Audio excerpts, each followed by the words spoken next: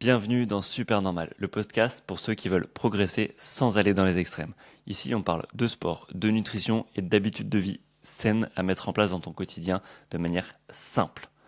Aujourd'hui, je reçois Art Milan Mazo, tu le connais peut-être sous le pseudo ad-homeos sur Instagram. On va aborder un sujet qui, je pense, t'intéresse énormément, je nomme le stress. On va surtout définir ce que c'est réellement le stress, faire le parallèle avec le stress et l'anxiété. Comment ça se manifeste dans ton quotidien, mais aussi les liens que ça peut avoir avec l'alimentation, le sommeil, tes performances, ta manière de gérer ton humeur, et surtout comment adapter son quotidien pour mieux gérer ses sources de stress. Si c'est un sujet qui te concerne, je t'invite à écouter le podcast en entier, parce qu'il y a des choses qui peuvent te surprendre, il y a des choses que tu vas forcément apprendre, et des sujets qu'on va un peu démystifier pour enlever les idées reçues. Je te laisse sans plus attendre avec notre discussion. Salut Art Milan, je te remercie d'avoir accepté l'invitation sur le podcast. Salut Julien, merci à toi. Je te reçois aujourd'hui pour parler d'un sujet qui concerne pas mal de personnes, je pense. Un sujet qui est ta spécialité forcément. On va parler du stress. Le but, c'est d'apporter des clés de compréhension à ceux qui nous écoutent, de mieux comprendre de quoi il s'agit, comment gérer peut-être le stress au quotidien, comment avoir des clés de gestion, d'optimisation. Et pour ça, on va s'appuyer forcément sur ton aspect perso, sur ton aspect professionnel, parce que c'est le cœur de ton expertise. Mhm. Et pour ceux qui ne te connaissent pas, du coup, je vais te laisser te présenter. Ouais, avec plaisir. Eh ben, écoute, déjà merci pour l'invitation. C'est toujours un plaisir de venir parler de ces sujets. Moi, je m'appelle Art Milan, du coup, de mon prénom. J'ai 31 ans. Je m'intéresse à la santé, au bien-être depuis extrêmement longtemps, depuis que j'ai commencé à faire de la muscu quand j'avais 16 ans. Donc ça fait 15 ans déjà. Et au fur et à mesure des années, je me suis intéressé à tout un tas de sujets qui sont venus s'ajouter les uns aux autres jusqu'à ce que je découvre, grâce à la méthode Lafay à l'époque, jusqu'à ce que je découvre Henri Laborie et tous ses travaux sur le stress, et que je me rends compte finalement que tout part de là, et du stress, de ce que c'est le stress, de comment ça fonctionne, de ses mécanismes, de ses leviers, et du rapport qu'on entretient avec. Et en fait, ensuite, j'ai bâti toute mon approche un peu systémique de la santé autour de ça, et autour de tout ce que j'avais appris avant sur l'hygiène de vie, le sommeil, l'alimentation, l'activité sportive, la respiration, le système nerveux, le système endocrinien, et plus largement la psychologie, la socio, l'anthropologie, la psychologie évolutionniste. Et donc, disons que j'ai relié les points entre eux grâce à ce sujet-là, et que j'ai pris encore plus de recul sur la santé, et que ça m'a permis un peu d'enrichir ma grille de lecture. Et aujourd'hui, je parle principalement de stress, d'anxiété, de stress chronique, parce que c'est un peu le fil conducteur de tout ce que je fais, mais ça Mhm. m'amène à parler de tout un tas de sujets autour de ça, de la psychologie, la connaissance de soi, jusqu'au rapport à l'argent, l'investissement et la création de valeur, tu vois. Voilà. Pour moi, tout ça est lié de près ou de loin au stress et au rapport qu'on entretient avec le stress. Ok, Et du coup, super. partout moi sur internet, mon pseudo c'est Adoméos. Ad-homéos, ça veut dire vers l'homéostasie, aller vers Ok, l'homéostasie, donc vers l'équilibre en fait. ok, Voilà, super. Je remettrai forcément les liens de tes ça réseaux marche. dans la description de l'épisode, comme ça on pourra te retrouver. Et moi, c'est justement pour ça que je voulais te recevoir, c'est pour ton approche beaucoup plus profonde que juste le stress en soi, mais l'approche systémique avec le corps, l'esprit qui est hyper intéressante.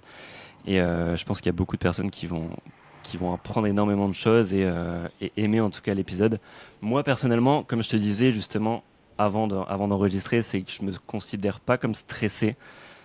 Alors peut-être que j'ai tort. Peut-être que quand tu vas me parler, je vais me rendre compte qu'à des moments, si c'est carrément du stress. Euh, j'ai des petits pics, hein, forcément, avant des choses importantes, etc. Mais je pense pas de mauvais stress. Ah, peut-être, tu me diras aussi si le mauvais stress, c'est un abus de langage. Disons que j'ai Déjà, l'impression pour que t'es qu'on pas quelqu'un comprenne, c'est quoi qui. la définition du stress? Ah oui, bah oui, je vais commencer par ça, mais de prime abord, j'ai pas l'impression que tu sois quelqu'un qui se laisse facilement submerger par le stress. Tu vis du stress comme tout le monde, ça fait partie de nous, c'est normal. C'est juste qu'il y a des gens qui sont submergés par le stress et d'autres non. Il y a des gens qui arrivent à le gérer et d'autres non. On y est plus ou moins sensible. Et du coup, pour commencer par ça, la définition du stress, parce que c'est vrai que souvent les gens comprennent mal ce que c'est, ils ont tendance à confondre. Ils ont tendance à confondre l'anxiété, le stress et plusieurs concepts qui sont pas les Ouais, je mêmes, pense. qui ne définissent pas les mêmes choses. Moi, je m'appuie sur la définition un peu universitaire de Hans Selye, qui était un chercheur qui a travaillé beaucoup sur le stress et qui nous dit que le stress, c'est l'ensemble des réactions psychologiques et physiologiques qu'un système, en l'occurrence le système humain, va mettre en branle pour se protéger d'une agression extérieure. Une agression extérieure, c'est très large, hein. Ça peut être du froid, ça peut être du bruit, ça peut être une voiture qui manque de t'écraser, ça peut être remplir ta déclaration d'impôt, ça peut être tout ça. Tout ça, c'est des agressions extérieures, c'est des sources de stress, c'est des stresseurs. Et face à un stresseur, ton organisme va mobiliser des réactions physiologiques et psychologiques pour être capable d'y répondre, soit par le combat, soit par la fuite, soit par l'inhibition, on le verra sûrement plus tard. Finalement, le stress, c'est ça, c'est ce qui se passe à l'intérieur de nous pour être capable de survivre dans notre environnement qui parfois est challengeant, menaçant et source d'agression. Ok. Et le distinguo, du coup, avec l'anxiété, peut-être? L'anxiété, c'est plutôt un ressenti, c'est plutôt une sensation de mal-être qui est souvent la conséquence d'une accumulation de trop de stress chronique. Quand on est trop stressé de manière trop chronique et que on surpasse nos capacités d'adaptation, nos capacités d'homéostasie justement, et ben le système dysfonctionne et on va ressentir de l'anxiété. Ok. Ça peut Ok. être aussi parce que nos fondations psychologiques sont un peu fragiles parce on a vécu une enfance traumatisante. Et donc le simple fait de vouloir vivre une vie normale, bah, ça va déjà représenter trop de stress pour ce qu'on est capable d'endurer. Et donc on va se sentir anxieux. Tu vois? Ok. Et c'est ça, peut-être, la nuance qu'on fait entre le bon stress Pour et moi, le il n'y a pas mauvais de stress, bon et de non? mauvais stress. Il y a quoi? Pour moi, c'est un peu un abus de langage. Il n'y a pas de bon et de mauvais Ok. stress. Par contre, il y a du stress dans des quantités saines et dans des quantités malsaines. Ce qui pose problème, c'est plutôt la chronicité. Le fait qu'on redescende Ok. jamais, en fait. Ok. Qu'on soit en permanence dans un état de stress. Et là, le stress devient mauvais. Mais le stress en lui-même n'est pas mauvais. Le stress, il est indispensable. Il te permet de t'adapter à ton environnement. Mais donc, il est ton meilleur ami finalement. Mais il peut devenir ton pire ennemi si tu n'y fais pas attention et si tu le laisses te submerger et que si tu le gères mal en fait. C'est ça. Ok. Ok, je vois.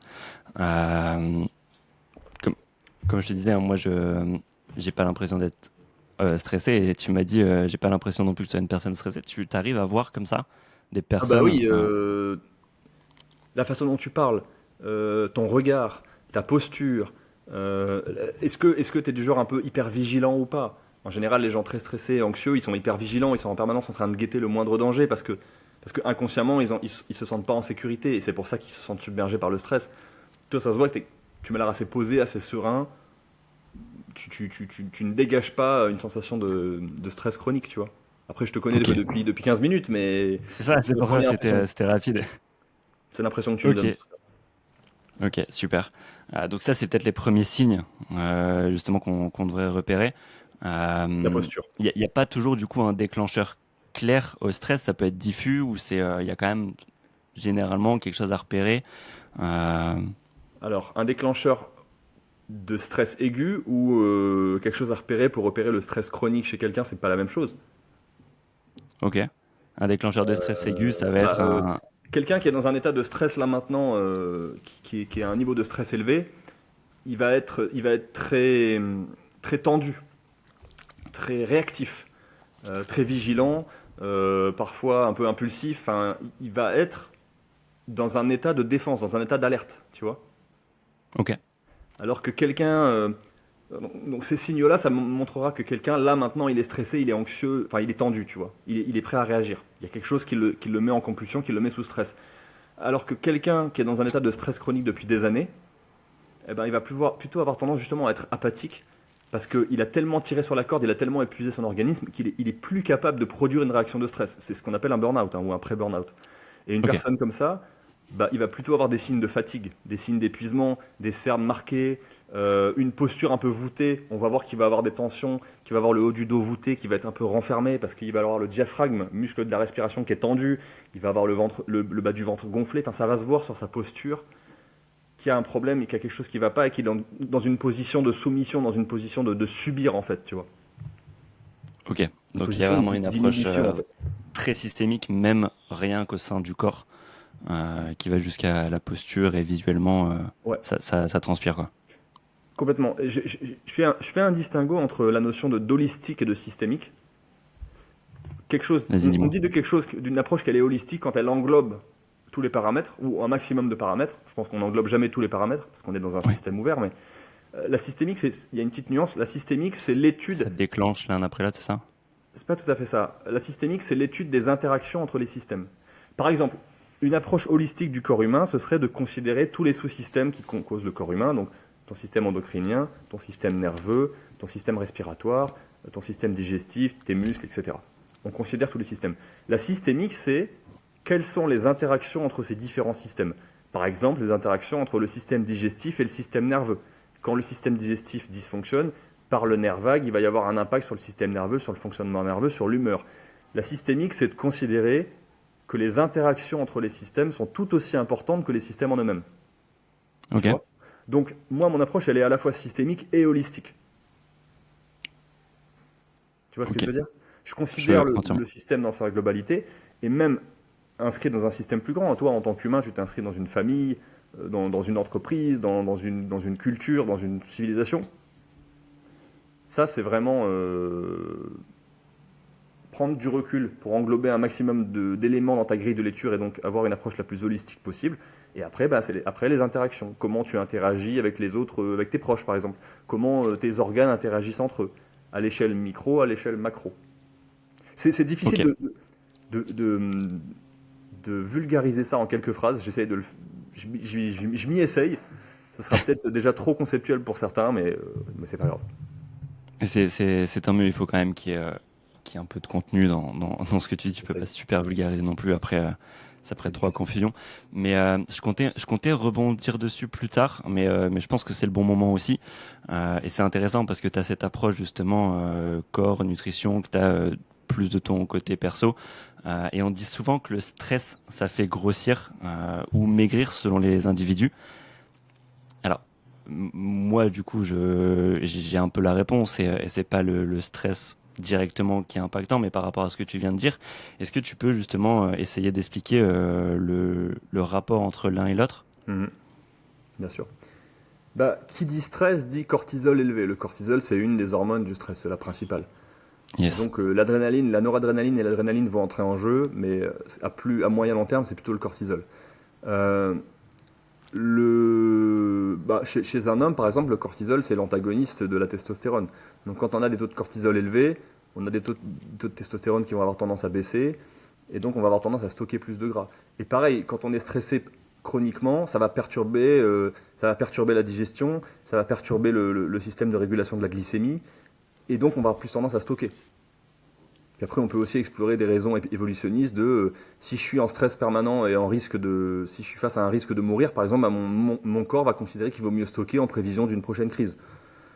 C'est tout un tas de facteurs qui s'entrecroisent, mais en tout cas, quand le corps est en état d'alerte en permanence, bah, il a tendance à dysfonctionner, à mal digérer, à mal assimiler, et ça va du coup beaucoup impacter le système hormonal, à commencer par la testo, donc on va avoir tendance à stocker du gras.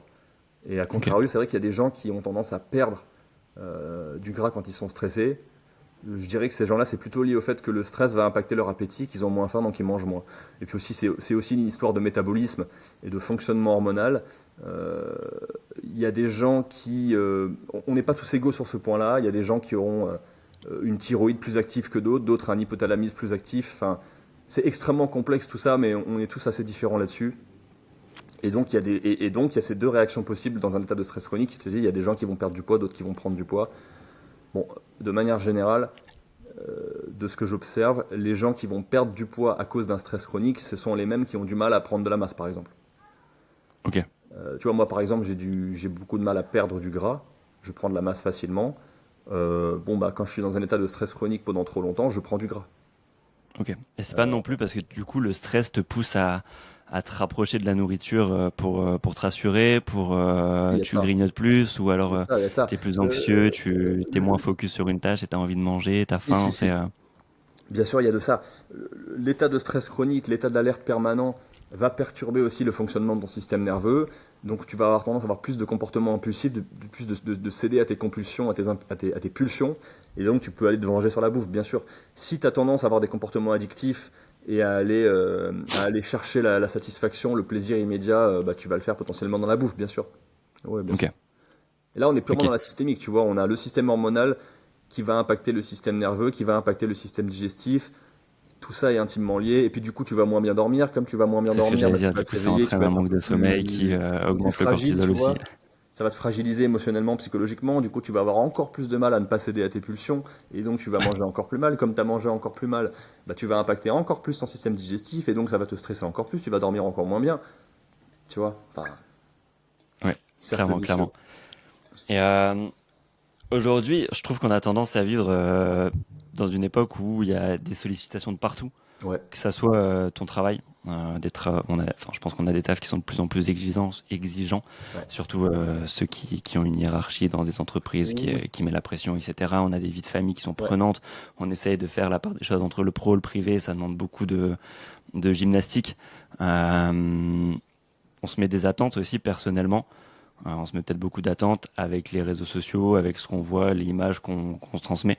Euh, est-ce, est-ce qu'il y a d'autres sources invisibles de stress comme ça qu'on se rajoute inconsciemment en plus de tout ça, ou ça vient principalement de là en fait?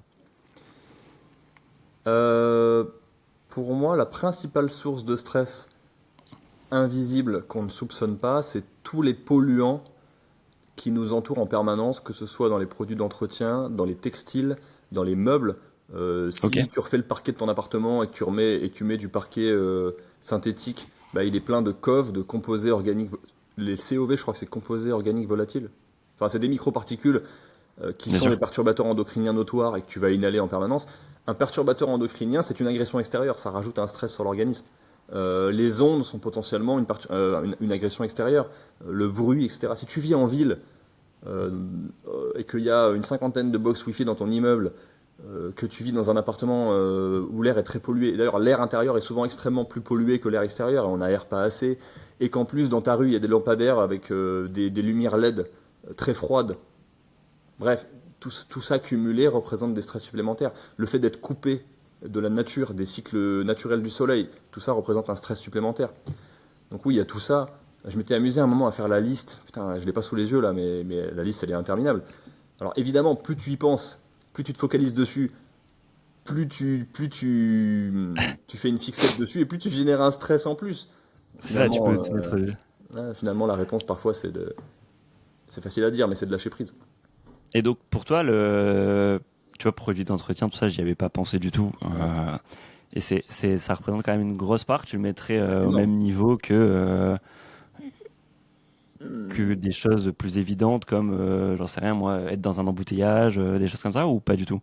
Bah, être dans un embouteillage, si tu Parce que décides. moi, tu vois, c'est le truc que j'ai remarqué avec du recul, c'est que bah, maintenant, je travaille principalement de chez moi.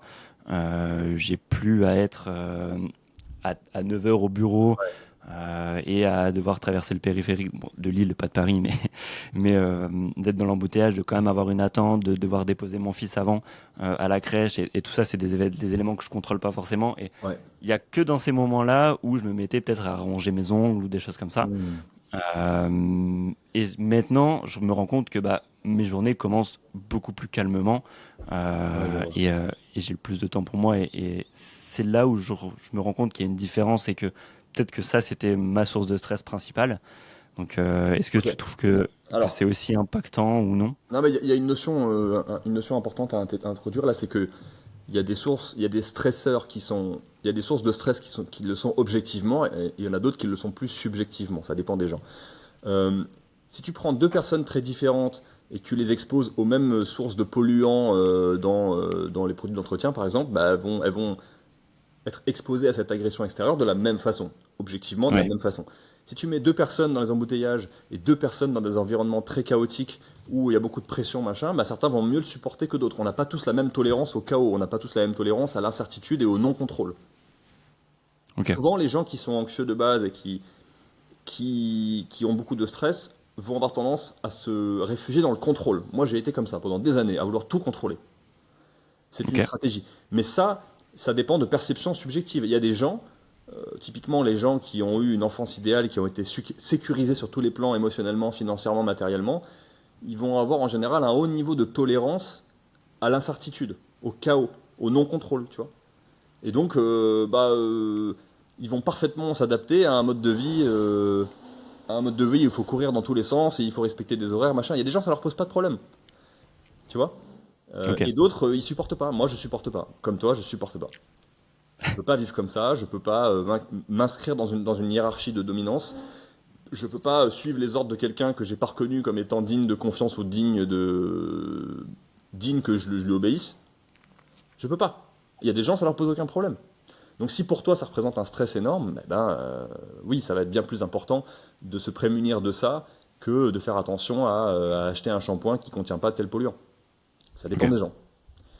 Un peu comme tout, en fait, ça dépend. Disons La qu'il y a réponse, des, il c'est y a- ça il y a des dépend. grands principes de base qui sont communs à tous, qui nous concernent tous. Yes. Il y a des grands principes.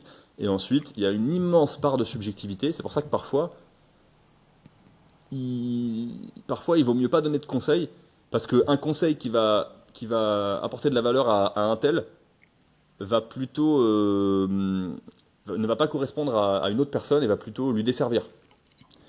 Ok.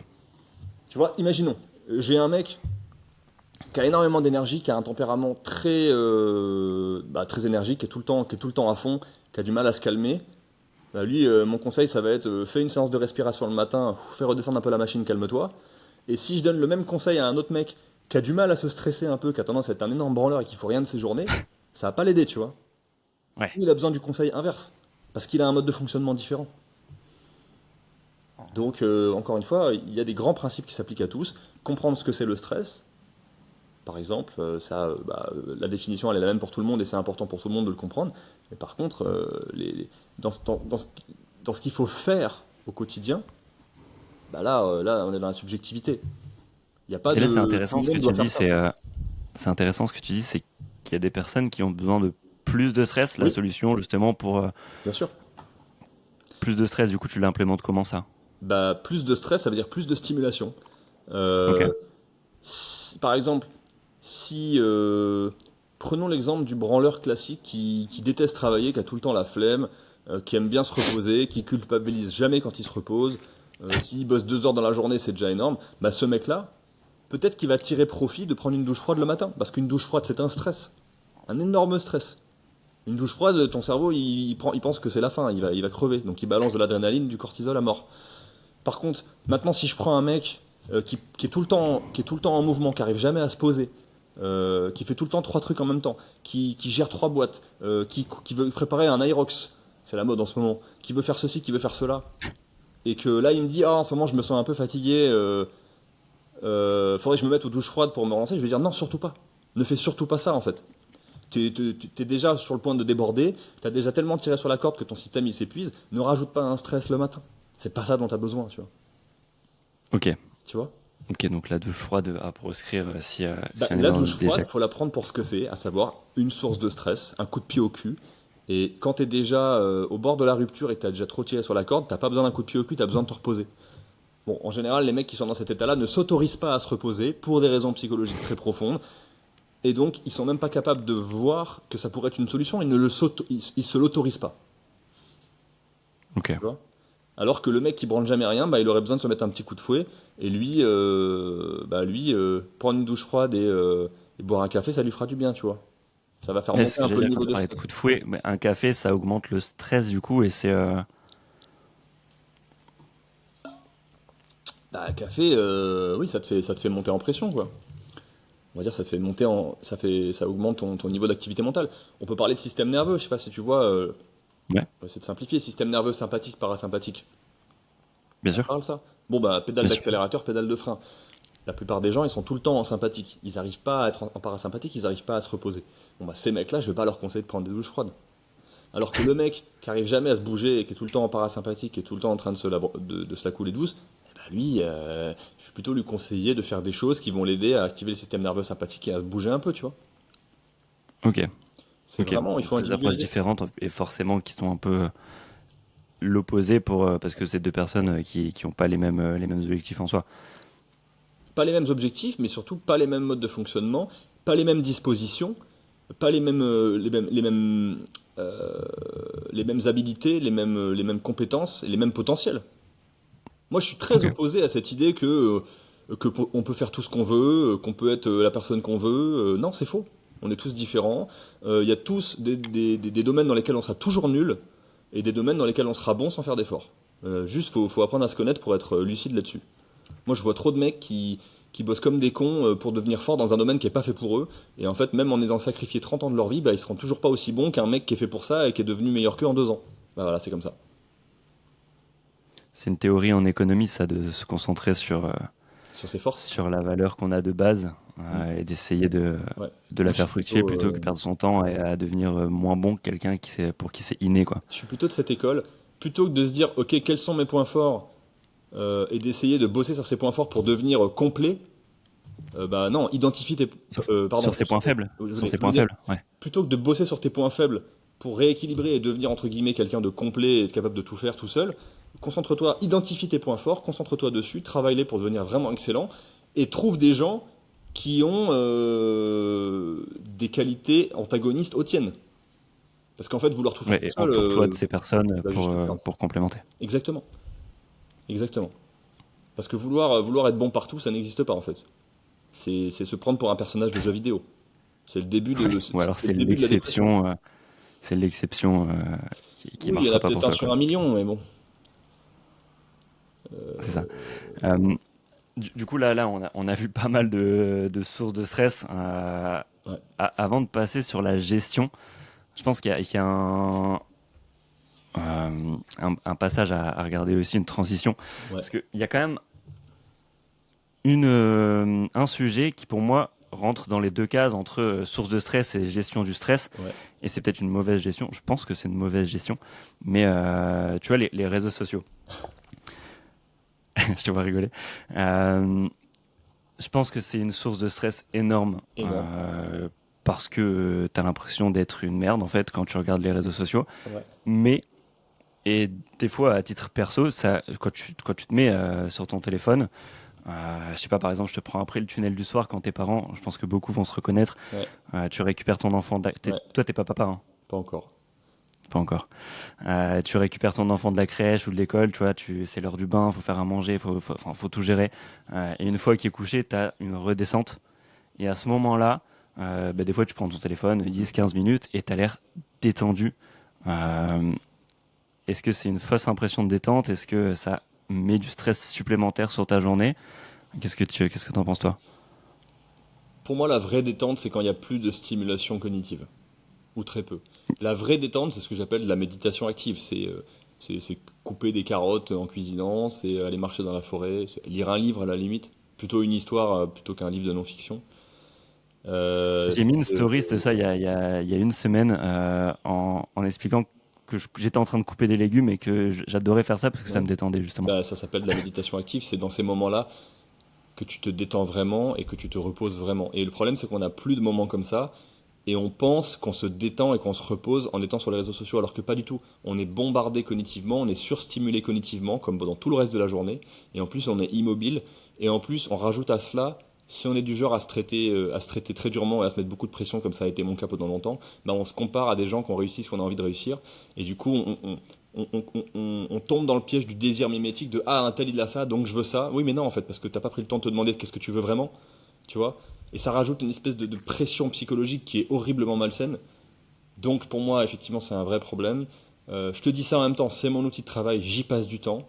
Euh, c'est Pareil. compliqué à gérer, Et ça, c'est. mais ça n'est pas du vrai repos. Et un truc important, pour être capable de surperformer, ça je le dis souvent, mais je le répète, c'est important, pour être capable de surperformer à un certain moment, d'exploiter toutes tes capacités, que ce soit cognitivement ou physiquement, en gros pour être en haut de la courbe, bah, il faut s'être vraiment reposé à un autre moment. L'idéal c'est je surperforme, je suis une putain de machine, et après j'accepte de me reposer complètement, et j'oscille entre des phases de surperformance et de vrai repos.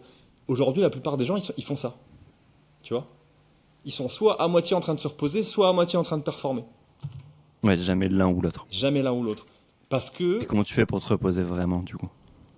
déjà, tu, tu prends conscience de ce que c'est vraiment le repos. Et ensuite, pourquoi est-ce qu'autant de gens n'y arrivent pas? Parce que se reposer vraiment, être dans le vrai calme, ça implique d'être seul avec soi-même. Et être seul avec soi-même, pour les gens qui n'ont pas fait un travail de fond, c'est extrêmement inconfortable. Parce que ça implique d'être Ok. face au vide.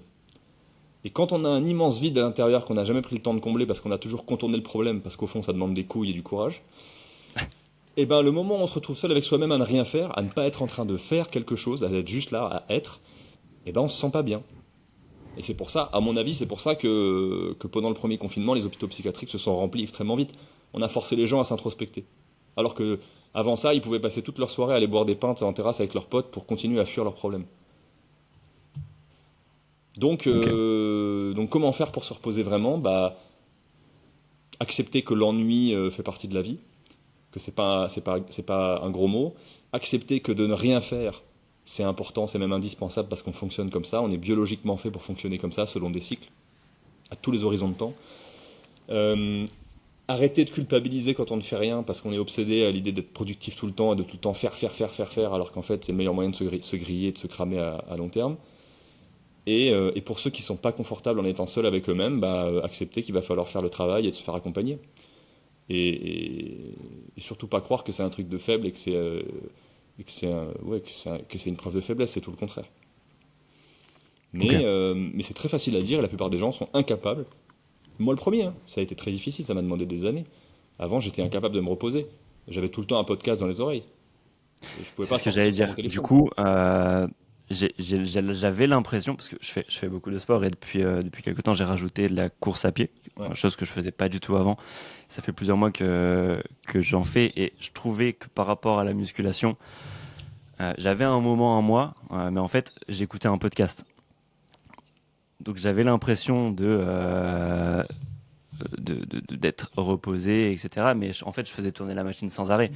Et après ça, je me suis dit, bah ok, je vais courir, parce que courir en ville sans écouteurs, c'est pas ouf. J'habite quand même en campagne, donc j'ai des espaces verts à proximité. Je me suis dit, je vais courir sur des terris, je viens du Nord, hein, tu l'auras compris, dans des forêts, etc. Et là, j'enlève les écouteurs.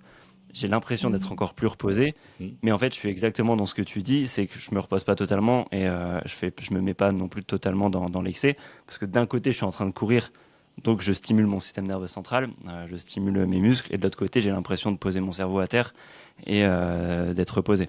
Donc en fait, je suis au milieu des deux, c'est ça? Oui, quand tu cours, tu te reposes pas. Tu te vides la tête, tu te défoules. La course, c'est extrêmement intéressant pour libérer le trop-plein, justement, pour se défouler, pour décharger le stress. De la même manière que le combat. Euh, la course à pied et la boxe, c'est l'équivalent du combat ou de la fuite face à un stress. Et c'est pour ça que c'est facilement addictif et qu'on y prend goût à ce point-là. C'est que ça nous fait du bien. Mais non, c'est pas du repos. Quand tu cours, tu stimules ton système musculo-squelettique, ton système nerveux, ton système cardiovasculaire. Tu demandes un effort à ton corps. La question c'est est-ce que, est-ce que cette activité sportive te permet de défouler le stress plus qu'elle n'en rajoute? Parce que, encore, aller courir dans la forêt, c'est super agréable. Si tu me dis, moi quand je suis stressé, comme je suis stressé, je vais me défouler et je fais du crossfit 2 heures par jour tous les jours, bah, je vais dire non. Non, non, t'es en train de te mentir à toi-même, t'es en train de te raconter une belle histoire, tu ne te reposes pas, tu en rajoutes, et en fait, comme dirait un C'est juste que économiste peut-être que j'aime mentalement, bien, tu es absent et tu penses pas à ce qui oui, te alors stresse, c'est ça? ça c'est une notion très importante. Mentalement, tu es absent, ça te permet de rester coupé de toi-même, parce que se reposer vraiment, ça implique d'être capable de se poser avec soi et d'être connecté à soi. Aujourd'hui, énormément de gens sont coupés d'eux-mêmes, de leurs sensations, de leurs émotions, de leurs sensations, et ça les arrange bien, parce que, en fait, ils se sont coupés d'eux-mêmes parce qu'ils ont en général vécu des choses traumatisantes dans l'enfance, ou même plus tard, à l'adolescence ou quoi. Mhm. Et en plus, aujourd'hui, tout nous enjoint à continuer dans cette voie, à commencer par le développement personnel dans sa forme moderne, puisque le dev perso te dit, en gros, il te dit, accepte que c'est normal de ne pas t'aimer et que tu dois courir après un idéal de toi-même, la meilleure version de toi-même, et que donc, il est normal de considérer que Tu vas sacrifier des parts de toi que tu n'aimes pas, que tu n'acceptes pas, pour devenir un idéal de toi-même qui n'a aucun défaut. Un super-héros. Ça, c'est un énorme piège. Parce qu'en fait, ça te Ok. pousse encore plus loin dans ce qu'on appelle la dissociation de soi, le fait de se couper de soi. Et il y a énormément d'activités qui sont des moyens de continuer à se fuir comme ça. Pour moi, la salle de sport en est un. Ça dépend depuis quel espace tu l'abordes. Beaucoup de gens l'abordent depuis cet espace. Et le piège, c'est que c'est très bien accepté socialement. Un mec qui bosse 12 heures par jour et qui va à la salle tous les jours, socialement, c'est génial. Alors moi, je bosse beaucoup, puis je vais à la salle. Ah ouais, tu vas à la salle tous les jours, ouais. Non, mais en fait, ce mec, il se fuit. Dans la plupart Ouais. des cas, il est en train de se fuir. Parce qu'il n'est pas confortable à l'idée d'être seul posé avec lui-même. Parce qu'il y a un truc qu'il n'a pas réglé. Mais bon, c'est tellement gratifiant socialement de dire moi je fais du sport tous les jours et je bosse beaucoup. Bah qu'il peut se raconter une belle histoire et se mentir à lui-même pendant longtemps comme ça. Moi je l'ai fait, hein. J'ai fait pendant des années. Et c'est quoi la fin de ça? Parce que est-ce que ça pose réellement un problème si du coup ça le fait qu'ils se sentent pas stressés, Ça pose un problème s'il ne se sent pas. Ok. Tu vois ce que je veux dire? Euh, Si tu fais quelque chose pour ne pas te sentir, ça veut dire que tu le fais pour te fuir. Et si tu le fais pour te fuir, ça veut dire qu'il y a un vide intérieur que t'oses pas encore aller affronter et que t'as pas fait le vrai travail. Pour moi, le vrai travail, c'est bosser sur les fondations. Et tout le reste, c'est presque accessoire. Et tu peux passer des années à te vautrer dans les routines, les bonnes habitudes, les machins. En fait, tu fais tout ça pour combler le vide et pour te rassurer dans l'idée que tu contrôles tout, ce qui n'est pas vrai. Et encore une fois, j'ai vécu comme ça pendant des années, jusqu'à arriver à un point où mon quotidien était un putain d'enfer, de rigidité et de privation, et je pensais bien faire. En fait, c'était extrêmement épuisant et je me rajoutais une charge mentale monstrueuse, alors que le but à la base, c'était d'être moins stressé, tu vois. Et c'était quoi ton déclic? Mon déclic, ça a Ouais. été ma première séance de thérapie. Non, non, le vrai déclic, ça a été une rupture amoureuse en 2017, ce qui m'a un peu forcé à ouvrir la boîte de Pandore et à me rendre compte que j'avais des gros soucis que j'avais pas réglés. Ça a été la lecture d'un livre qui s'appelle Ta vie sauvée enfin de Alice Miller, qui est une femme qui a passé sa vie à étudier les traumatismes de l'enfance et les répercussions chez l'adulte. Suite à la lecture de ce livre, j'ai entamé le travail moi-même et j'ai entamé la traversée du désert. Pendant 3 ans, j'ai vécu dans un mal-être profond et je pouvais plus me permettre le moindre écart. Genre, je buvais 2 verres d'alcool, le lendemain, j'étais déprimé. Et 3 ans plus Ok. tard, j'ai fait la rencontre d'un mec avec qui je me suis super bien entendu. Et quand j'ai vu que lui, il pourrait m'aider sur le plan de la psychologie, et ben, je lui ai demandé si on peut faire une séance ensemble. Et j'y suis allé, j'ai vidé mon sac, il m'a compris et, euh, et il m'en a mis plein la gueule. Avec amour. Pas de Ok. violence, juste il a appuyé là où ça fait mal. Il t'a mis face à toi. Il m'a mis face à moi, il m'a mis face à mon vide de moi-même, il m'a mis face à mes contradictions, il m'a mis face à la réalité. La réalité, c'était que je me maltraitais, que je me traitais comme un objet, que je n'avais aucun amour vis-à-vis de moi-même, même si je me racontais des belles histoires pour croire que je faisais tout comme il fallait. Ça a été l'élément déclencheur en 2020. Et tu vois, j'ai passé des années et des années à penser que j'allais régler tous mes problèmes tout seul, à penser que, je pense que j'avais pas tort, mais je me disais de toute façon, tous les psys reconnus, la plupart ils sont trop cons, ils vont pas comprendre mes problèmes, ça va être trop lent, je vais perdre mon temps, je vais me faire chier. Bon, avec le recul et tout ce que j'ai vu, j'avais pas tort, la plupart sont vraiment nuls, mais c'est comme dans tous les métiers, ils sont pas à leur place. Et donc j'étais dans mon ego à croire que j'allais régler tous mes problèmes tout seul. Sauf que bah, y a une part du travail que tu peux faire seul et une part du travail que tu peux pas faire seul. Parce que c'est dans ton angle mort en fait. Tu vois? Ton propre système t'empêche d'aller mettre les mains là-dedans parce que c'est trop douloureux. Mais c'est un Ok. réflexe de survie, c'est un réflexe d'autoprotection. Et tu penses que bah justement, voir un psy, parler à un psy, il faut le faire. Il faut tout le monde que tu Moi, te je sentes pense concerné ou non, que... ou tu peux vraiment réussir à tout gérer tout seul. Non, je pense que tout le monde a à gagner à voir un spécialiste de la psychologie. Et je dis bien un spécialiste de la psychologie, pas forcément un psychologue. Pour moi, le diplôme est de plus en plus rarement une preuve de compétence et de plus en plus souvent une preuve de soumission. J'y accorde de moins en moins d'importance. Moi-même, je n'ai aucun diplôme dans la santé et j'en suis presque fier. Et en général, les gens à qui ça pose problème, bah, c'est pas les gens avec qui j'ai envie de bosser, ça m'arrange, ça fait le tri. Là, Donc, le problème de ça, c'est que ceux qui ont des diplômes, c'est des choses qui sont enseignées par des personnes qui ont eux-mêmes eu leur diplôme par des professeurs il y a des dizaines d'années, et c'est des choses qui ont évolué, et ils se repenchent pas forcément sur oui, mais oui, c'est un des les problèmes, nouvelles études, les nouvelles bien sûr. enfin, C'est une des et toi, ça te permet problématiques, d'avoir un regard neuf là-dessus. Ouais. c'est une des limites du savoir universitaire. Il y a des gens, il y a des psys qui sont diplômés, qui sont extrêmement compétents, qui s'actualisent, qui se mettent à jour, qui sont ouverts d'esprit, qui prennent du feedback, du réel, mais la plupart ne le font pas. Et c'est pareil chez les médecins. Donc, à ceux qui nous écoutent et qui pensent qu'ils ont besoin de se faire aider en thérapie, je vous dis, si vous avez besoin qu'il y ait une certification, parce qu'en fait, au fond, vous avez la flemme de réfléchir et donc vous avez besoin de vous appuyer sur une étiquette, très bien. Ayez conscience de ce qui se joue au moins, mais prenez le temps d'aller rencontrer les gens, de tester plusieurs professionnels, de demander des avis, de demander à vos proches. Imaginons que vous avez quelqu'un qui vous entendez super bien, qui lui a déjà été voir quelqu'un, demandez-lui le contact de cette personne. Et si c'est pas si important pour vous que ça d'avoir la certification que papa État a dit oui, lui c'est bon, tu peux travailler avec, et que vous êtes suffisamment ouvert d'esprit pour ça, eh ben, prenez le temps de la réflexion et demandez-vous qu'il y ait telle personne qui prétend être spécialiste de ces sujets-là, quelles sont vraiment ses compétences, allez tester, allez voir. Et vous aurez peut-être parfois des mauvaises surprises et souvent des bonnes surprises. Peut-être l'inverse, plus souvent des mauvaises surprises et de temps en temps des bonnes surprises. Il faut prendre le temps de chercher, il faut prendre le temps d'être persévérant comme dans tout en fait. C'est comme quand tu décides de te faire accompagner dans le business ou de trouver un prestataire pour refaire ton montage vidéo ou ton SEO, j'en sais rien. Bah il y a des nuls. Si tu fais Ouais. pas Le attention à problème, qui tu c'est qu'on n'a bosses, plus envie de prendre le temps. et oui, on n'a plus envie de prendre le temps parce que notre temps est précieux et qu'on a envie de s'économiser, c'est normal. Mais c'est comme dans tout, il faut être persévérant. Le problème, c'est que Ouais. plus on va mal psychologiquement, plus on est stressé, plus on est dans un état d'économie cognitive parce qu'on est en mode alerte, on n'a pas envie de dépenser de l'énergie pour réfléchir, et donc c'est le serpent qui se mord la queue. Je sais.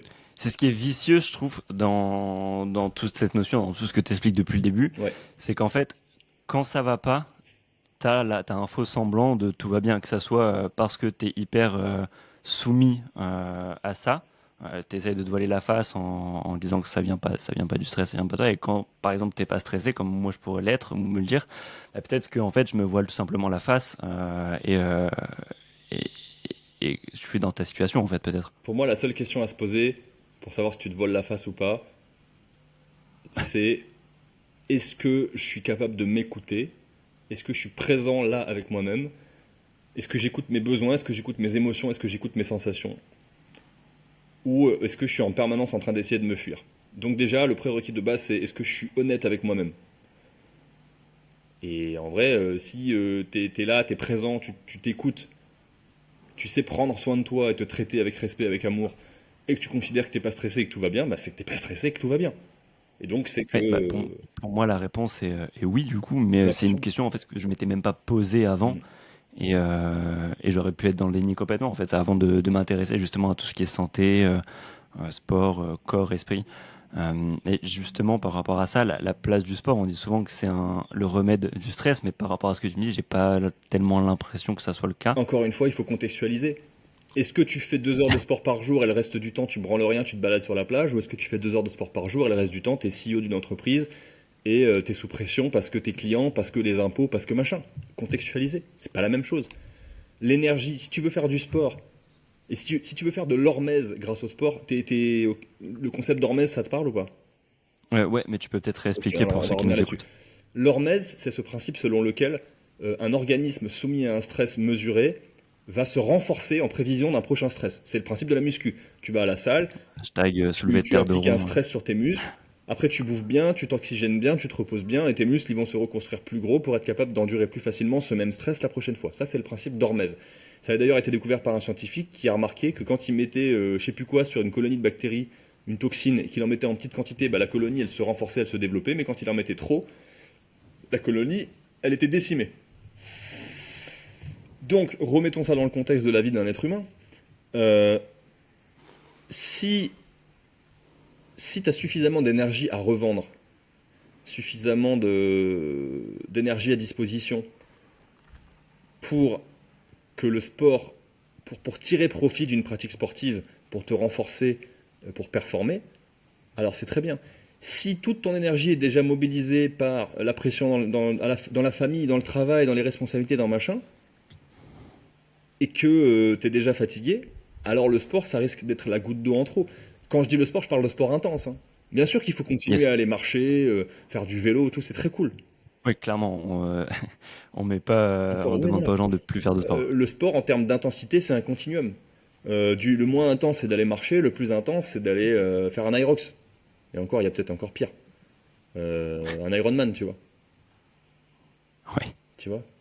Ça me fait marrer. Il y a pas longtemps, j'ai vu la vidéo d'un mec à buzzer. D'ailleurs, je vais en faire un réel.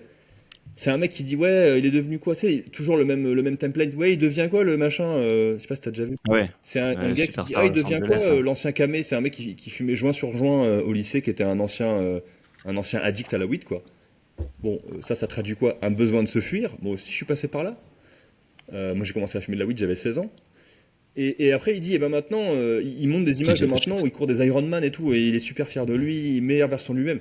Mais en fait, Il frérot, se fuit aussi. tu es en train de faire exactement la même chose, sauf que c'est beaucoup plus accepté, beaucoup mieux accepté socialement, et donc tu te racontes une belle histoire là, mais moi on me la fait pas, tu vois. Mais c'est plus sain, on est d'accord. Je sais pas. Je sais pas si courir des Ironman c'est plus sain que de fumer de la weed. Je Ouais, suis pas là sûr. on est dans les petites extrêmes. Courir un On est dans un Ironman, mec, extrême. le niveau de stress et de contrainte que tu mets sur ton corps, il est extrême. Tu vois. Yes. Si tu te fuis euh, de manière raisonnée, comme la plupart des gens peuvent se fuir sans faire un Ironman, juste en allant s'épuiser à la salle, au niveau marqueur de santé, on est mieux quand même que de se réfugier dans une clope, un café, En fait, un verre d'alcool. oui, oui, mais ça dépend des doses. Un mec qui boit, je pense un mec qui boit un verre de vin par jour et un mec qui fait de la muscu à l'échec tous les jours, je sais pas s'il y aura un jour des études là-dessus, mais bon, là, la méthode scientifique trouve ses limites, c'est difficile, mais bah, je sais pas qui s'en sortira le mieux. Bon, après, on considère, du coup, on considère quoi? Que le mec qui boit du vin, il fait jamais de sport, il bouge jamais, il est tout le temps assis sur une chaise, et le mec Ouais, qui va à la salle tous les jours, il boit jamais d'alcool. Enfin, c'est compliqué, tu vois ce que je veux dire, mais ouais, il faut c'est tout un. contextualiser, prendre les choses pour ce qu'elles sont, et surtout, revenir aux principes premiers, aux fondamentaux, l'énergie. Tu veux être capable de performer, dans quoi que ce soit, hein, cognitivement, physiquement ou quoi, si tu veux être capable de performer, il faut avoir de l'énergie. Et l'énergie, c'est pas en claquant des doigts qu'elle se crée. L'énergie, c'est est-ce que tu consommes suffisamment de macro et de micronutriments? Est-ce que tu t'oxygènes correctement? Est-ce que tu te reposes la nuit? Est-ce que ton système cardiovasculaire transporte correctement l'oxygène jusqu'à tes mitochondries? Est-ce que tes mitochondries ont un bon rendement énergétique? Est-ce qu'elles arrivent à fabriquer suffisamment d'énergie, d'ATP à partir de l'oxygène et des nutriments? C'est ça en fait. Clairement. C'est comme en Si je mets économie. un parallèle justement avec le sport qui peut parler aussi, c'est écouter son corps. Faire une Mhm. quantification, quand tu fais une quantification du stress mécanique et que tu te dis, ok, là j'ai fait un entraînement, que ce soit en course à pied, en musculation, peu importe, je ressors de là, j'ai pas de douleur. Est-ce que Oui. le jour d'après j'ai une douleur? En fait, c'est s'écouter comme ça. C'est si tu es sursollicité et que tous les matins tu te réveilles et que tu es épuisé, c'est qu'il y a quelque chose qui marche pas, Ouais. soit dans le sport, soit dans ton activité psychique, psychologique. Enfin, tu mettras mieux les mots que moi sur ça, mais T'as dit un truc important je- là, c'est si après une séance de sport, t'as des douleurs, genre des douleurs articulaires, bon bah c'est qu'il y a quelque chose qui va pas. Et ben ça, ouais, il y a des gens, ils ont tellement pas appris à prendre soin d'eux, à s'écouter, que bon bah déjà ils vont pas le prendre en compte, ils vont pas prendre de feedback et adapter leur pratique. Et parfois même, ils vont le prendre comme un bon signe parce qu'ils vont se dire, et ils ont appris à penser comme ça, no pain no gain. no Ils pain, vont se no dire si gain. j'ai mal, c'est que c'est bon, c'est que j'ai bossé. Cette idéologie-là, elle est très destructrice. Tu vois? Pour moi, c'est un truc de putain de malade mental. Mais on a normalisé le fait d'être un malade mental. Parce que c'est devenu presque souhaitable. On encourage ça. Euh, Moi, j'ai eu la chance de tomber très tôt sur les travaux d'Olivier Lafay, qui a une approche très intelligente de la muscu, même si, bon, il a ses défauts lui aussi, comme tout le monde. Et ça m'a sauvé de ça. Parce que quand j'ai commencé la muscu en 2009, je le faisais depuis un immense vide de soi, depuis un immense besoin de me fuir. Et je me faisais mal. Au bout de 2 ans, à 18 ans, j'avais déjà des douleurs. Et je n'écoutais pas ces signaux. Jamais. Ok. Parce que je ne savais pas prendre soin de moi. Je ne savais me traiter que durement, en étant hyper exigeant avec moi-même et en me faisant mal. Et tu avais l'impression que il fallait que tu respectes absolument le plan, et si tu ralentissais, tu allais tout perdre et ça allait servir à rien. Ouais. Je me traitais comme une machine. Je valorisais le fait d'avoir mal presque. Oui. Tous les gens qui nous écoutent et qui se reconnaissent là-dedans, faut vous poser des questions. Faut vous poser la question. Qu'est-ce qui fait que vous acceptez le fait de vous faire mal, voire que vous valorisez ça, voire que vous ne connaissez que ce mode de fonctionnement, que ce logiciel? Qu'est-ce qui vous a manqué pour que vous en soyez arrivé là? Et vous allez trouver les réponses en fouillant dans des trucs très désagréables, en allant avoir quelques discussions avec vos parents, tu vois, s'ils sont encore en vie. Ok, Hmm. ok, je vois complètement. Mais ça, je pense que ça vient aussi d'une dichotomie qu'on a entre il faut absolument faire des choses qui sont chiantes, qui sont douloureuses, qui sont le pain, hein, dans le Ouais, no pain no ouais, gain, pour avoir des résultats. Typiquement, je peux pas perdre du poids sans m'amuser dans ma nourriture. Je peux pas prendre du muscle sans être un nazi de la salle de muscu. Je peux pas. c'est faux, c'est des Bah, croyances, mais elles sont solidement ancrées. elles sont solidement Je ancrées et ne dis véhiculées pas, aussi par. On en revient toujours, hein, mais les réseaux sociaux où tu t'identifies à des athlètes, à des personnes. Et en fait, c'est ce que j'essaie de refaire avec ce podcast ou avec mon accompagnement. C'est le titre super normal, ça vient de là. je savais C'est, même pas que c'était le faut pas titre, je trouve oublier ça génial, super normal. faut pas oublier que tu es une personne normale. Alors, quand le clin d'œil tout à l'heure à la meilleure version de toi-même, c'est pas ce que j'essaie de faire, c'est une meilleure version de toi-même, donc t'améliorer, mais tout en restant normal en En fait. Tu as un restant, travail, tu as une vie de famille, ouais, tu as des enfants. Ton but, c'est d'être mieux pour ton environnement et pas d'être mieux que l'athlète hybride mais c'est ça. qui s'entraîne 17 heures par semaine. Et lui, son but, c'est d'aller chercher le price à la fin de la compétition parce qu'il a envie en Ouais. fait. Oui, il en vit. Toute sa vie tourne autour de ça. On peut pas tout faire en même temps. Tu peux pas construire 20 kilos de muscles, en même temps monter ta boîte et en même temps élever tes enfants. Ça n'existe pas. Clairement pas. Notre quantité d'énergie, elle est limitée. Tu vois, c'est exactement. Moi, je fais souvent la métaphore de la voiture. Quelqu'un qui veut tout faire en même temps, c'est quelqu'un qui veut rouler en sur-régime, en permanence. Alors oui, quand tu es en voiture et que tu montes haut dans les tours, que tu montes en sur-régime, ta voiture est plus performante. Elle a plus de chevaux, plus de couple. Donc tu vas parcourir plus de distance, tu vas te rapprocher plus vite de tes objectifs. Oui, d'accord. Sauf qu'en fait, si tu passes 4 heures en sur-régime, il y a un voyant moteur qui s'allume, et si tu écoutes pas ce signal, ton moteur explose, et tu vas au garage. Dans la vie, c'est pareil, on a des signaux, sauf qu'on les écoute pas. Et si on n'écoute pas les signaux faibles, eh ben un an plus tard, il y aura un signal beaucoup plus fort. Tu vas avoir un accident de la route parce que tu vas t'endormir au volant, tu vas faire une chute en ski et t'arracher 3 ligaments comme c'est mon cas et tu vas devoir passer 3 mois dans un canapé à te reposer, tu n'auras pas le choix. Tu vas faire un burn-out, tu vas couler ton business et ta femme va te quitter et tu vas perdre ta baraque et elle va avoir la garde des gosses et ta vie sera ruinée. Ça c'est le signal ultime, tu vois, dans la vie d'un homme je pense. Mais si tu continues à te fuir, à te réfugier dans le travail et à tout faire depuis un immense vide de soi que tu n'as toujours pas voulu confronter, bah c'est vers là que tu vas aller. Je dis tu, je m'adresse à tout le monde, tu vois. Je pense que beaucoup vont se Clairement, reconnaître. bon, ça on l'aura compris. Je sais plus qui dit ça, mais c'est pas du tout un philosophe ou autre. Mais c'est écoute les murmures de ton corps avant de l'entendre Ouais, mais crier. tellement, mec. Et c'est hyper, C'est très enfin remis dans le contexte de ce que tu racontes, c'est hyper impactant en Mhm. fait. Bien sûr. Du coup, quand on écoute les murmures de son corps, est-ce qu'il y a des choses simples qu'on peut mettre dans une journée justement pour réduire les sources de stress? Est-ce que déjà, c'est plus intéressant de chercher à gérer son stress, donc comment réagir face à des événements qui nous stressent, ou de chercher à limiter les sources de stress? Par Les exemple, deux. le boulot, c'est compliqué de limiter. Alors, Il y a des personnes qui vont dire ouais, mais moi mon stress c'est le boulot, je peux pas dire merde à mon patron. Euh, je vais te répondre via une métaphore bizarre et longue, mais tu vas voir où je vais en venir. Et je pense que je l'ai ok. expliqué chez PE, hein, c'est la métaphore du lavabo. Tu vois ou pas? Bon, je te la refais. Ça me parle. Je n'ai plus l'exemple concret, mais ça me parle. Je te la refais. Donc imaginons un lavabo sur un meuble de salle de bain, peu importe. Un lavabo avec au-dessus un robinet et au fond du lavabo il y a un siphon. Le lavabo c'est ta zone de confort, c'est ce que tu es capable d'endurer en termes de stress avant de Oui, t'effondrer. ok, ça me revient. Le robinet c'est la quantité de stress dans ton quotidien. Tu as un enfant, le robinet il s'ouvre. ton boss il te pète les couilles parce que ton boss il a une entreprise en France, du coup il est dans le pays le plus imposé au monde, donc il décharge son stress sur toi en tant que salarié, hop, le robinet il s'ouvre. Tu vas à la salle, tu te mets à t'entraîner pour faire un Ironman, le robinet il s'ouvre énormément. Ensuite, donc le lavabo, tu peux l'agrandir. Faire un travail d'hormèse, de renforcement, ça revient à agrandir le lavabo, à élargir ta zone de confort. On parle toujours de sortir de ta zone de confort. Moi je dis aux gens, votre zone de confort elle est là pour une bonne raison, c'est en étant dedans que vous serez les plus compétents, les plus performants, les plus sharp. Mais vous pouvez l'élargir votre zone de confort, vous avez une immense capacité d'adaptation.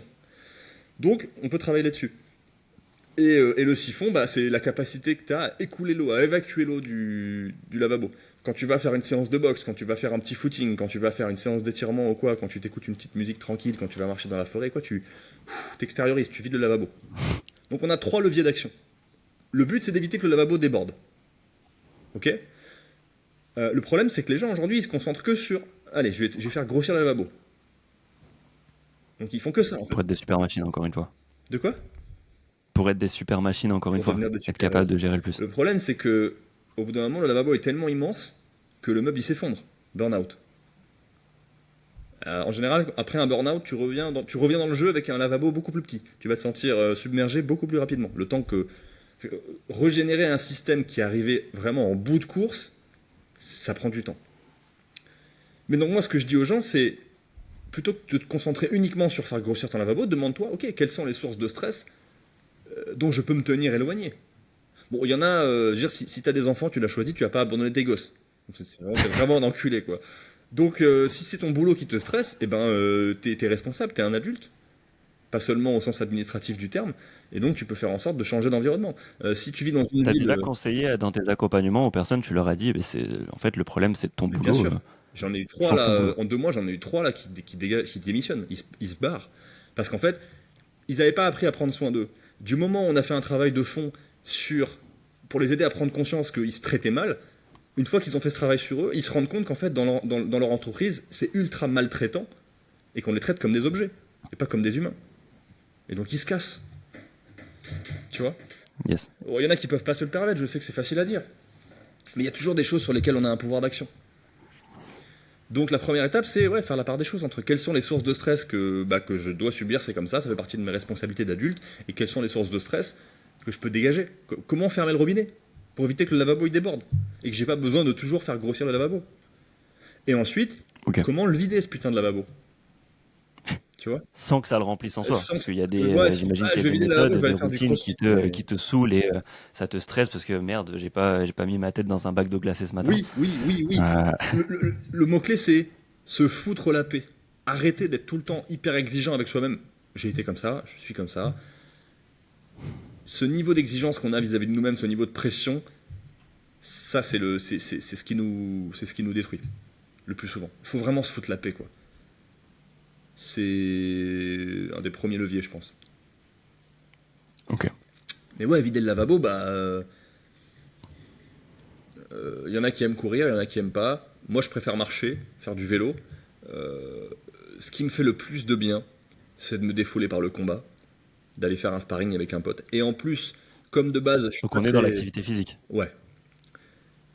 Pour tous les gens qui sont pas très à l'aise avec le conflit et qui ont tendance à s'inhiber, à intérioriser le stress et à jamais savoir poser leurs limites, à avoir du mal à se faire respecter, à avoir du mal à dire non, tous ces gens-là ont énormément de valeur à tirer de faire des sports de combat.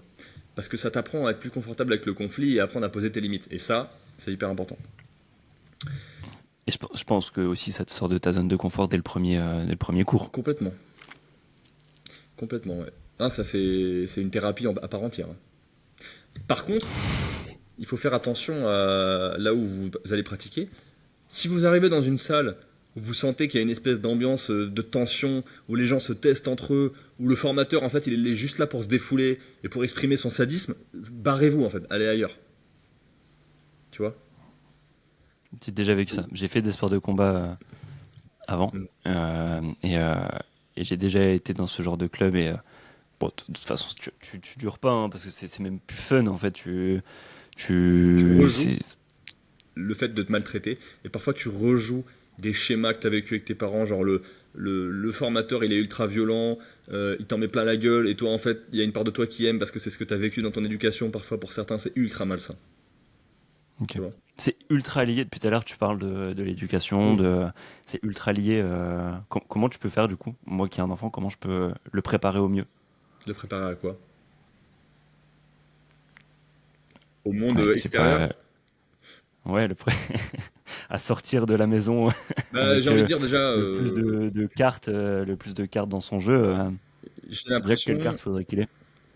déjà la façon dont tu me poses la question, ça me donne l'impression que tu as bien compris quel était ton rôle. Moi, je pars du principe que le rôle d'un père, c'est évidemment de donner de l'amour, évidemment de rassurer, mais surtout, ça dépend à quel âge, mais surtout t'es un fils ou une fille que t'as?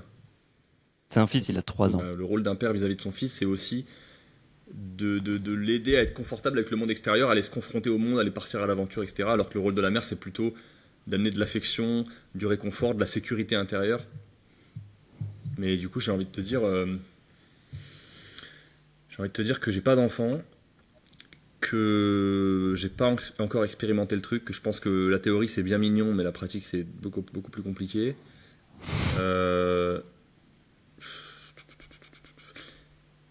je sais que Lafay a écrit un livre qui s'appelle, je crois que ça s'appelle Vers une écologie de l'enfance. Écologie au sens premier du terme, hein. Pour moi, l'écologie aujourd'hui c'est devenu une religion. Je parle pas de l'écologie dont la plupart des gens parlent. Je parle de l'écologie au sens premier. Et j'ai l'impression que lui, il a écrit ça avec une spécialiste de l'éducation et ça a l'air super intéressant. Mais disons que, en fait, faut lui donner du bon papa. Et du bon papa, c'est, je pose des limites, je suis ferme avec toi quand il faut, et en même temps, je te donne de l'amour quand on a besoin, quoi. La plupart des pères, soit ils sont trop durs, trop froids, trop exigeants, ou parfois ils sont trop potes, ils jouent trop le rôle du pote, et ils mettent jamais de limites. Et après, ça se voit dans les structures, dans les comportements, dans les conditionnements des gens. Enfin, tu vois les gens qui ont eu un père beaucoup trop strict, beaucoup trop dur, et tu vois les gens qui ont eu un père qui jouait pas suffisamment son rôle de père.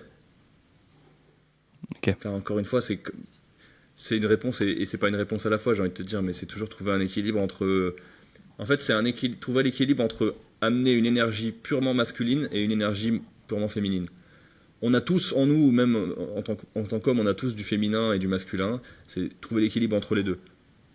Tu vois, c'est comme à notre échelle, il y a des gens ils font que du coaching et il y a des gens ils font que de la thérapie. Ils te brossent dans le sens du poil tout le temps.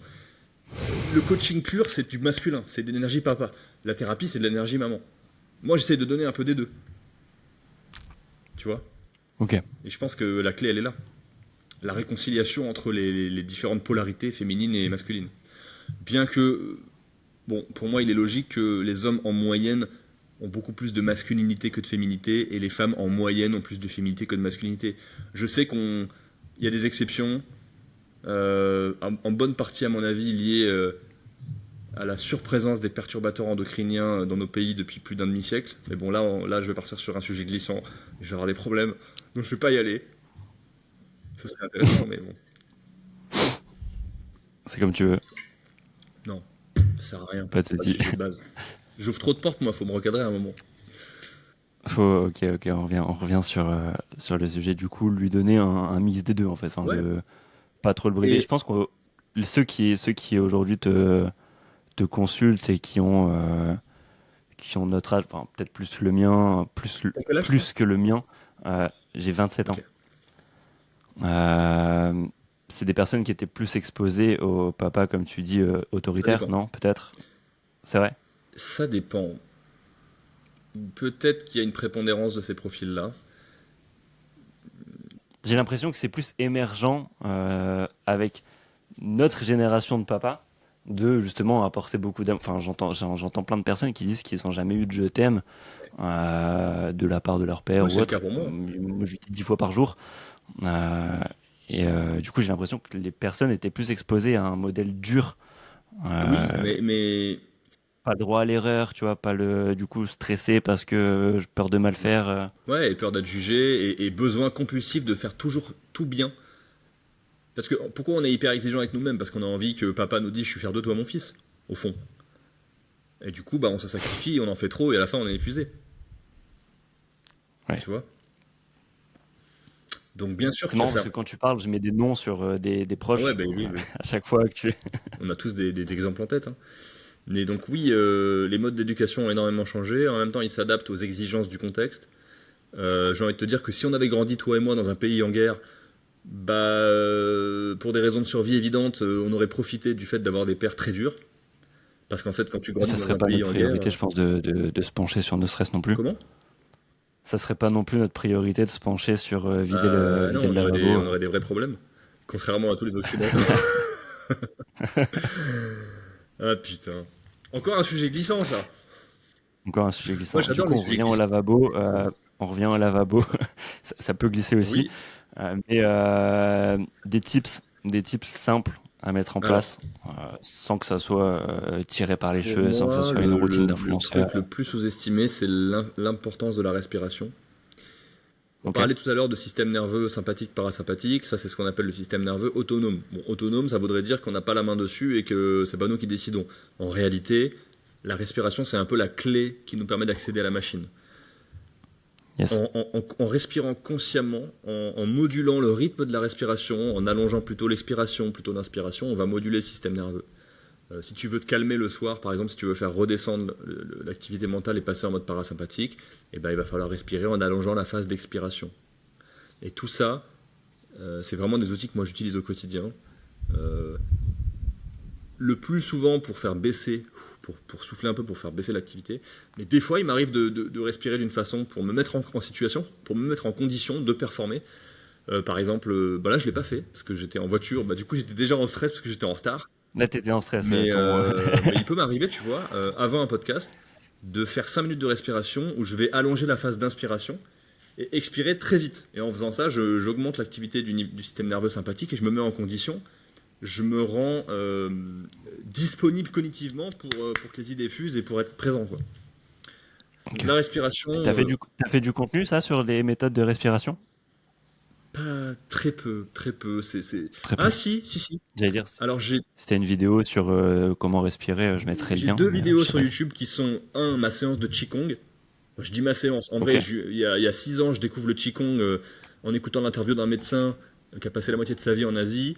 Je vais sur YouTube, je tape Qigong, Ok. je regarde la première vidéo, c'est une chinoise dans un parc. Et en fait, j'ai reproduit sa séance et j'ai été tourner une vidéo en haut de la dune du Pilat. Et donc, elle est sur ma chaîne YouTube, c'est une séance de Qigong. Je le fais le matin. Incroyable. Ok. En termes d'oxygénation, de réveil musculaire très doux pour faire circuler la lymphe et tout, pour calmer le système Ça te prend nerveux, combien c'est de temps? génial. Ça me prend 10-15 minutes. Et, Ok. Faisable. et l'autre vidéo que j'ai sur YouTube, c'est ma séance de. C'est un mélange d'étirement, d'exercices un peu yoga, un peu d'exercices de posture et de respiration. C'est une vidéo qui dure 15-20 minutes, où c'est beaucoup d'étirements, surtout axé sur la partie hanche, bas du corps, qui est une zone qui est souvent surtendue et qui emmagasine beaucoup de tension émotionnelle. Le psoas, les hanches, tout ça. Et ça, c'est plutôt un truc que j'essaie de faire le soir. Et tu vois, en ce moment, je le fais moins. Avant, comme j'avais pas consolidé mes fondations psychologiques, j'avais besoin de faire ça tout le temps pour me sentir bien, sinon je pétais les plombs. Aujourd'hui, c'est plus le cas. Ouais. Et c'est une question que j'allais te poser juste après. Est-ce que tu penses que c'est un peu... Parce que je fais le parallèle et je te pose la question après. Euh, dans, dans le sport ou la nutrition, on a tendance à chercher à tout optimiser. J'ai des clients qui viennent, qui me disent, C'est une énorme je m'en impasse. sors pas avec mon indice glycémique, j'arrive pas, il faut que je mange des trucs avec des indices glycémiques plus bas pour perdre du poids. Alors qu'en vrai, Baisse ton stress. ils consomment trop de calories. Déjà, il y a les bases. Une fois que tu as les bases, tu peux chercher à aller. Et l'indice glycémique, il vient hyper loin par rapport à ce que tu peux faire avant Tellement, euh, mec. pour progresser. Pareil dans le sport, on essaye de. Avant de faire sa première séance, on regarde combien de temps de repos on doit prendre entre deux séries. Et je pense que déjà, créer une habitude d'aller au sport. Et après, tu optimiseras et Ne tu serait-ce rendras les choses que plus efficaces. accepter l'idée que Est-ce que le dans le sport est stress, indispensable et que oui, tu vas faire du sport toute ta vie parce que t'es conçu pour bouger en fait. C'est ça, tu vois. ouais. Et est-ce que justement, pareil avec le stress, on cherche à Oui. suroptimiser avant d'avoir les bases. Euh, Est-ce que ça a un intérêt ou est-ce que Alors, tu t'y gagnes quand même parce que il n'y a pas forcément de fontaine avec des bacs qui se remplissent l'un l'autre? pour moi, c'est le problème numéro un des gens avec qui je travaille. c'est une phase dans laquelle j'ai été aussi, c'est l'obsession de s'auto-optimiser. En Ok, fait, ça n'est que du contrôle. Et ça n'est qu'un moyen, ça n'est qu'un moyen qu'a l'anxiété de s'exprimer. Le trop plein de stress et d'anxiété, le sentiment d'insécurité dans le monde s'exprime par l'obsession du contrôle. Et aujourd'hui, il est très facile de matérialiser ça dans le fait de contrôler tout ce qu'on mange, tout ce qu'on fait, comment on dort, comment on fait du sport. Et du coup, on est super content parce qu'on se dit oh, je fais tout bien, c'est génial, je contrôle tout. Alors qu'en fait, on est encore en train de se fuir. Et que finalement, ce qui compte, c'est pas les règles que tu appliques, c'est pas les routines que tu suis, c'est est-ce que tu as compris les principes premiers, les fondamentaux, l'énergie. Est-ce que tu as compris les principes? Est-ce que tu es suffisamment à l'écoute de toi-même et connecté à toi-même pour pouvoir t'approprier ces principes et en déduire tes propres règles? Plutôt que d'aller essayer de t'approprier les règles d'un autre dans le déni total de ta subjectivité. ok, Donc je ok. suis très Non, critique je vois ce vis-à-vis que de tu veux. ça. Et ça me parle en fait, bon, c'est un principe qui est devenu à la mode. Et j'ai appris ce mot après avoir compris que je fonctionnais comme ça, c'est-à-dire je me mets pas en condition de réaction ou enfin, par rapport à des choses que je peux pas maîtriser. Ouais. Et globalement, le stoïcisme, on a, tu vois, essayé de pas contrôler ce que tu peux pas contrôler. Alors, je me considère pas comme quelqu'un de Ouais. stoïque ou autre. J'ai pas assez creusé le sujet. Mais et je voulais pas en parler parce que tu en as déjà parlé dans d'autres podcasts. Donc, en fait, la religion, c'est quand même exactement l'opposé de ce que tu essayes d'amener comme Pas notion. forcément. C'est le lâcher prise. Tu contrôles pas et t'as foi en toi. Ou, Mais avoir foi en toi, et avoir foi en soi et avoir foi en Dieu, pour moi, c'est la même chose. Bon, dit comme ça, on dirait que je me prends pour Dieu, mais c'est un peu plus profond que ça. Non, mais par où commencer? Ça dépend depuis quel je espace. suis quelqu'un qui est pas de religion en particulier, donc je sais pas si je vais réussir à comprendre On va voir. je sais pas, les principes ou autres, On va mais voir. Ça dépend depuis quel espace tu abordes la religion. Est-ce que tu abordes la religion depuis un espace de peur parce que tu as besoin de te raccrocher à des croyances pour te rassurer et pouvoir fonctionner dans le monde parce que si tu n'avais pas ça, en fait, tu serais tellement stressé que tu serais figé chez toi sur ton canapé en panique? ok. Ou est-ce que Tu vois, j'avais pas pensé du tout à ah bah ça, ce de pan. toute façon, que ce soit la religion ou autre chose, on a tous des croyances auxquelles on se rattache pour se rassurer. Il y en a, c'est la religion. Il y en a, c'est la science. Il y en a, c'est le climat. C'est Mama Gaia. Il y en a, c'est le développement personnel. On a tous une croyance à laquelle on se rattache pour se rassurer. Et plus on est dissocié de soi, plus on a besoin de se fuir, moins le sentiment de sécurité intérieure est correctement installé, parce que éducation foireuse, plus on a besoin de ça. Plus on a besoin de se rassurer. Mais l'être humain, de manière générale, a besoin de se rassurer, parce que notre cerveau, il est tellement évolué, il a tellement conscience qu'on va mourir et que tout ça est vain, qu'on a besoin de se raccrocher à quelque chose, parce que sinon on meurt de stress. Tu vois. Sinon on est tout le temps en train de se dire, putain, mais là ça veut dire que je peux mourir. Là je peux poser le doigt sur une bactérie, elle peut me tuer, là je peux sortir dehors et me faire écraser, là il peut y avoir un avion qui me tombe dessus, mais tu vis pas en fait si t'as pas foi en quelque Ouais. chose. Donc, et je pense que c'est d'ailleurs pour ça que là, en période de crise, il y a un retour massif vers la religion. C'est assez évident. D'ailleurs, j'en avais fait une vidéo avec mon mentor avec mon mentor et ami Baskar. Tu trouves que la religion revient en Bien force? sûr. Cette année, c'est un J'ai pas record du tout de. le. Cette année, on a un record de baptême. Mais de Ok. très très loin. Il y a un immense retour vers la religion, vers la croyance. Parce qu'en période de crise, le stress augmente à l'échelle de la civilisation, et donc les gens ont besoin de se raccrocher à quelque chose.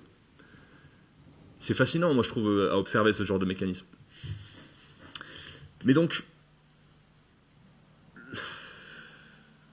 la religion, ça dépend depuis quel espace tu l'abordes. Euh, Est-ce que tu l'abordes depuis le pré-rationnel? Est-ce qu'on parle des gens qui ne comprennent même pas la rationalité, qui ne comprennent même pas la méthode scientifique et qui basent toute leur vie sur des croyances, des dogmes et des trucs genre les mecs qui vont appeler le guérisseur qui leur promet de récupérer l'être aimé, tu vois? Est-ce qu'on part de ce niveau? Est-ce qu'on ou est-ce qu'on aborde la religion depuis un espace déjà rationnel, voire même au-delà du rationnel? Il y a une vidéo que j'aime bien d'un rabbin qui dit que dans la religion juive, ils ont obligation de faire le tour du rationnel, de d'éplucher, d'étudier tout le rationnel, et qu'ensuite, une fois qu'ils arrivent au bout du rationnel, bah, il dit, heureusement pour eux, ils ont la croyance, ils ont la foi, donc ils peuvent dormir la nuit.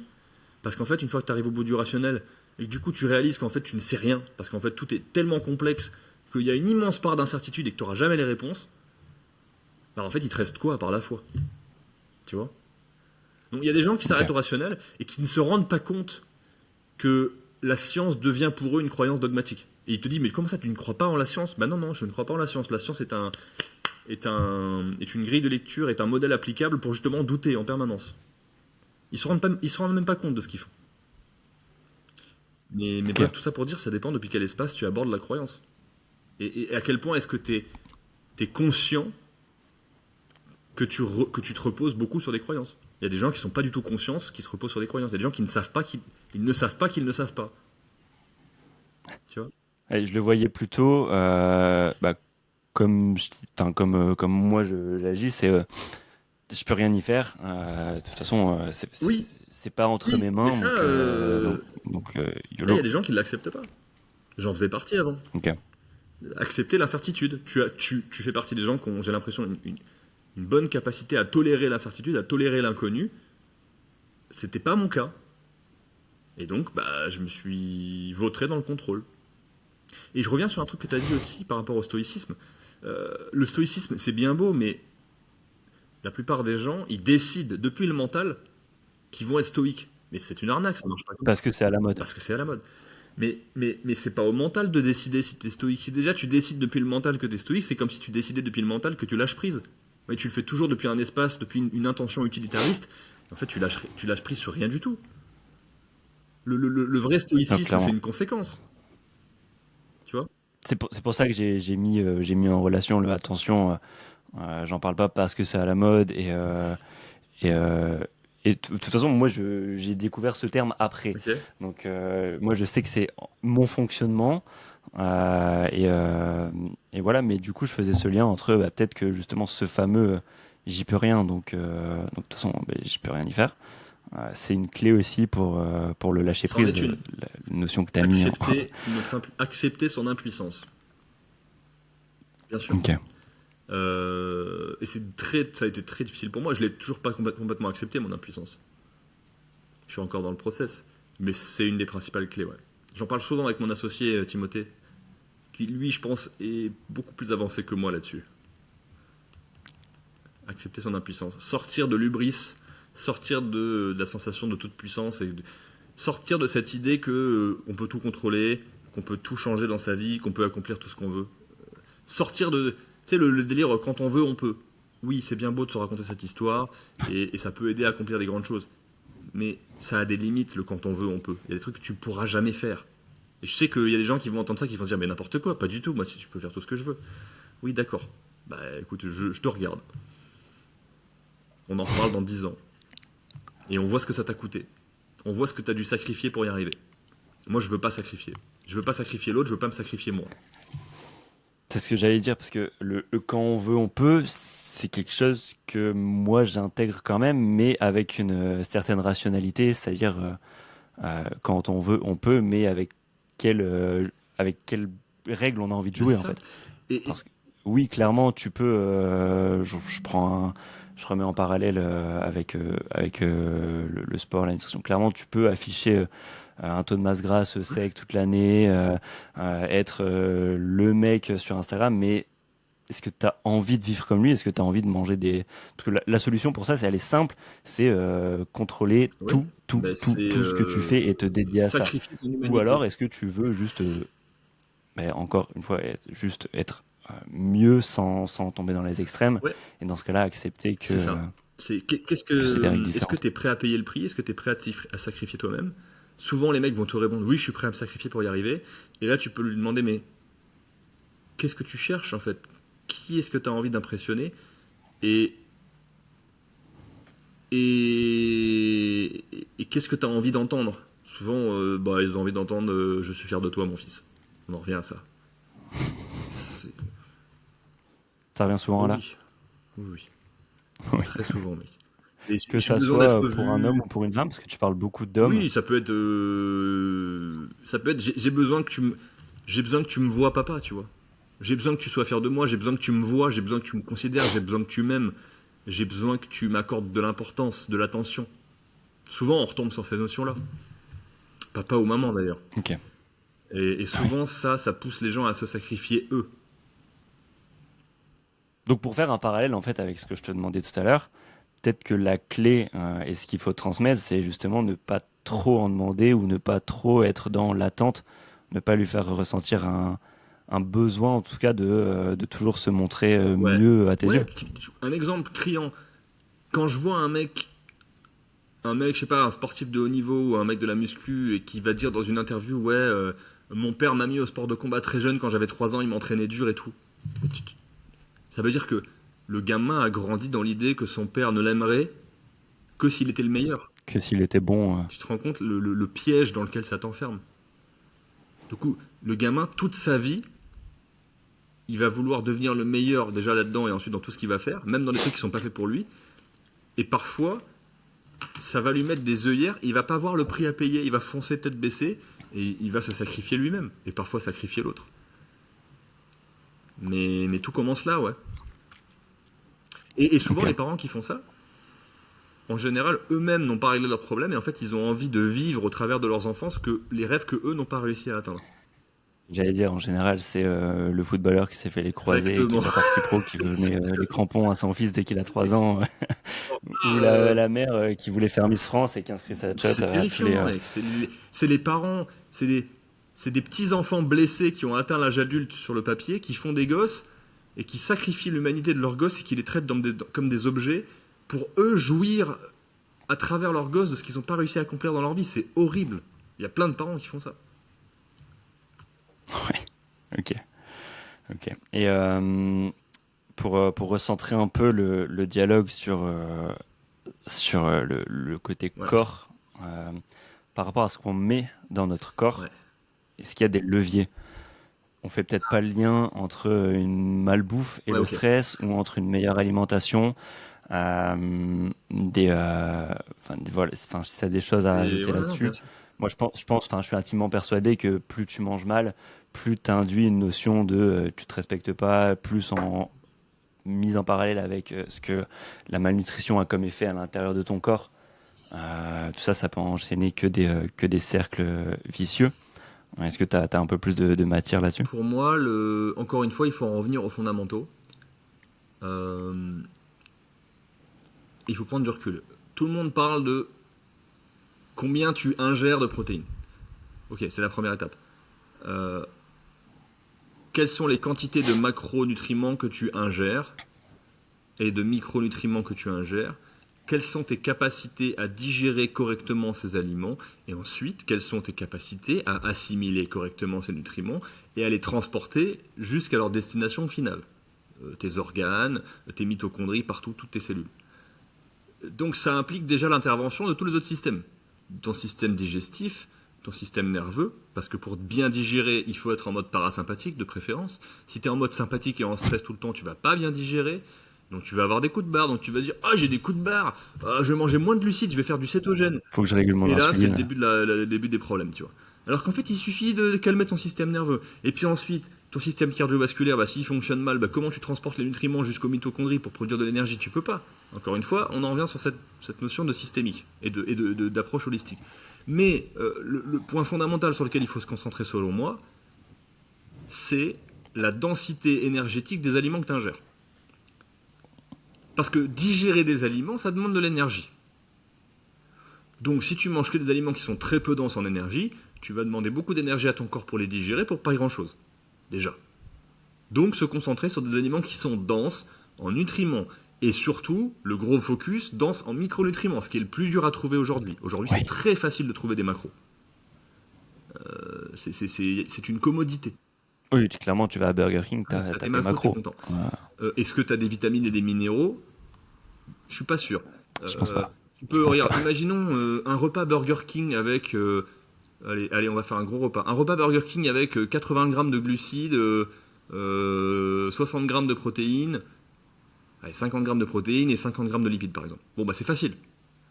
Euh, Si maintenant je te demande de manger les mêmes quantités de macros en mangeant des fruits de mer euh, et des patates douces et ou des fruits secs et comme lipides on va mettre quoi? On va mettre je sais pas moi, de l'avocat ou quoi.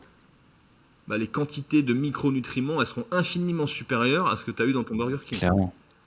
Et ton corps, évidemment qu'il a besoin des macros pour produire de l'énergie, pour reconstituer les tissus, pour reconstituer les muscles, pour faire fonctionner le cerveau, les lipides, tout ça, pour produire de la testo, cholestérol, machin. Mais il a aussi besoin d'énormément de micronutriments, de vitamines et de minéraux pour faire tourner la machine, pour des centaines de processus métaboliques, pour que ton foie puisse fonctionner, pour que tous tes systèmes puissent fonctionner. Et ça, on l'a oublié. Raison pour laquelle je suis un fervent défenseur des compléments alimentaires. Mais je choisis pas un camp. Tu sais, il y a des gens qui vont dire oui, les pilules, les gélules, les machins, c'est pas bien, il faut acheter que du bio et de l'organique. Et il y en a d'autres qui vont te dire oui, mais il y a Brian Johnson, tu vois. Moi, je suis stratégie mixte, Ok. équilibre. J'essaye de manger des aliments denses en nutriments et en même temps, je prends les compléments qui me semblent indispensables. Surtout qu'on vit dans un mode de vie où on est surstimulé, on n'a jamais été autant stressé chroniquement, donc nos besoins en micronutriments n'ont jamais été aussi élevés à mon avis, surtout en magnésium et tout. Et l'alimentation n'a jamais été aussi pauvre en micronutriments. Donc en fait, c'est évident que tu C'est peux pas faire dénutri, ouais. l'impasse ni sur l'un ni sur l'autre. Surtout si tu veux performer, surtout si tu veux développer un business et surperformer tous tes concurrents parce que la concurrence elle est rude et parce qu'en fait on est des hommes et qu'on a envie de surperformer, ce qui est normal parce qu'on s'excuse pas de vivre en fait. Clairement. Et clairement. Mais c'était ma prochaine question. Euh, et une des dernières, mais justement, par exemple, en nutrition, et tu fais très bien le parallèle entre les besoins et l'alimentation qui est dénutrie, comme par exemple, c'est ultra compliqué actuellement d'avoir ces quotas de magnésium, ces quotas d'iode, tout ça, parce que les cultures ont changé, enfin, pas mal de choses. Est-ce qu'il y a des compléments alimentaires qui sont utiles pour le stress ou est-ce que c'est beaucoup de bullshit Ouais, bien sûr. marketing? Je sais que dans la muscu, il y a énormément de bullshit sur booste Il ta y en a énormément. testo, booste ci, booste ça. Le stress, je vois beaucoup de choses passer. L'ashwagandha, le shilajit, des choses comme ça. Est-ce que ça fonctionne? Est-ce que. Alors, ça dépend ce qu'on veut faire. Il y a des compléments qui permettent d'augmenter les capacités du corps à produire une réaction de stress. Une réaction de stress, c'est exigeant énergétiquement. Quand ton corps il produit une réaction de stress, c'est pour performer. Et donc ça va consommer des Ok, ressources, ça va consommer du magnésium par exemple. Donc se supplémenter en magnésium, c'est augmenter tes capacités à fonctionner, à produire une réaction de stress. Pareil pour plein de vitamines. Euh, donc ces catégories-là, pour moi, oui, c'est indispensable. Moi, j'ai... Ah, c'est vrai qu'en ce moment, je prends pas de multivitamines, mais c'est rare. Moi, je prends du magnésium le soir, je prends de la glycine pour les articulations, tout ça, et aussi pour bien dormir. Je vois la différence en termes de sommeil profond, c'est assez fou. Je prends plus d'oméga 3 parce que quand j'en prends, ça me rendait un peu flemmard. Je me disais, oh bah c'est bon, je peux bouffer du beurre de cacahuète, bah les couilles, et j'ai des oméga 3, tu vois. Ouais, non, en fait, faut que je fasse attention à ce que je bouffe, donc j'ai suffisamment d'oméga 3 dans mon alimentation. Mais il m'arrive encore d'en prendre de temps en temps. Multivitamines pour combler certains manques en certaines vitamines et minéraux. Euh, et après, il y a des compléments qui vont, comme ceux que tu as cités, qui sont des adaptogènes, j'allais dire le tribulus, euh, l'ashwagandha, qu'est-ce qu'il y a d'autre? T'as parlé du shilajit, on va en parler du shilajit, c'est intéressant le shilajit. c'est le truc à la mode, j'ai Ouais, ouais, moi l'impression, j'en prends, en ce moment. je vais t'en C'est parler vrai? après. Ouais, carrément, carrément. J'ai pas du tout creusé le sujet du shilajit. C'est un sacré délire le shilajit. Mais du coup, pour moi, il y a les fondamentaux. Les fondamentaux, c'est par exemple la vitamine D, le magnésium, le zinc, un bon multivitamine. En vrai, la glycine, je vois pas de bonne raison de pas en prendre. Surtout qu'on en manque Manger dans suffisamment de l'alimentation. protéines, peut-être? Ouais, mais faut manger suffisamment de tissus. Faut pas manger du blanc de poulet, par exemple, sinon t'auras pas assez de glycine. Ouais. Ouais, c'est toujours une source variée, en fait, Ouais, hein. ouais, ouais. Toujours. Faut aller acheter du plat de côte chez ton boucher et te faire un plat mijoté ou faire des bouillons d'os ou des trucs comme ça. Nos ancêtres Mhm. savaient très bien ça, nous Bien on a sûr. oublié, donc moi je me supplémente. En plus, ça a un goût sucré, c'est pas dégueu. Qu'est-ce que je prends d'autre? Je prends de la tyrosine le matin, tyrosine précurseur de la dopamine, parce que j'ai des problèmes de concentration et parce que ça m'aide à ce niveau-là. Qu'est-ce que je prends d'autre? Je prends de la créatine. Pour moi, ça c'est pas des indispensables. Pour moi, les indispensables, c'est vraiment. multivitamine, magnésium, zinc. Des fois, il y a du magnésium et du zinc dans le multivitamine. Vitamine D, Mais pas assez, pas je assez, ouais, pense. surtout magnésium. Pour moi, les indispensables, c'est ce que tu dis, c'est magnésium, zinc, iode.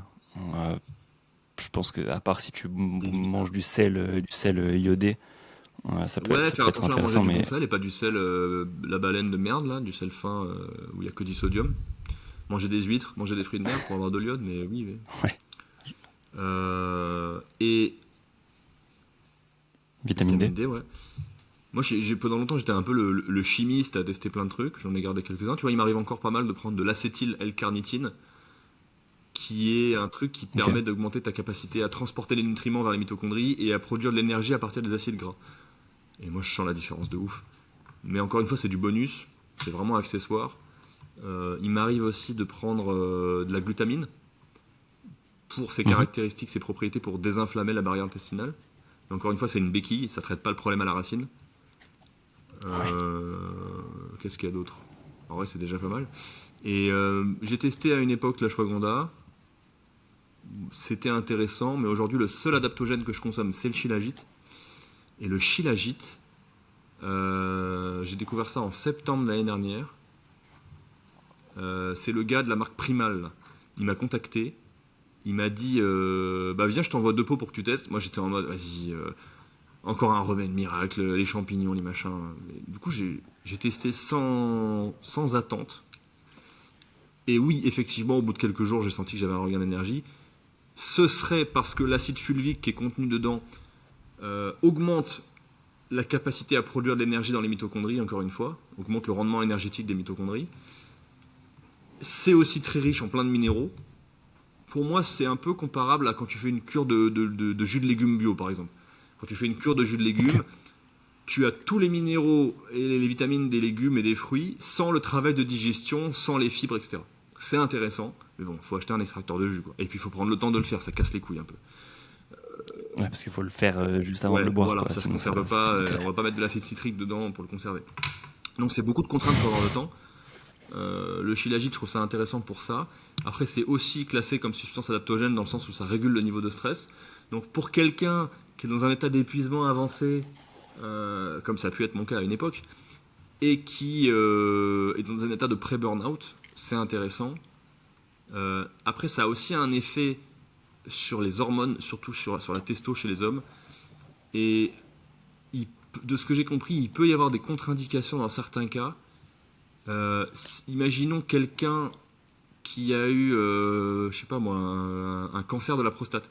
Un cancer qui est très lié aux hormones masculines. Et donc, vu que le shilajit, c'est une substance qui stimule. Est-ce qu'on peut appeler ça une substance androgène? Androgène? Alors, je sais plus. Bref, dans certains cas, il faut faire attention aux contre-indications. Mais globalement, moi, c'est le complément que j'ai testé qui m'a amené le plus de résultats, surtout en termes d'énergie. Mais c'est presque piégeux en fait, parce que ça te donne tellement d'énergie que moi personnellement ça m'a fait retomber dans l'excès de confiance. Ça réveille ton côté feignant? Non, pas du tout. Non? Ça m'a donné un tel coup de fouet qu'en fait je voyais plus l'intérêt de prendre le temps de faire mon qigong le matin et de m'étirer le soir.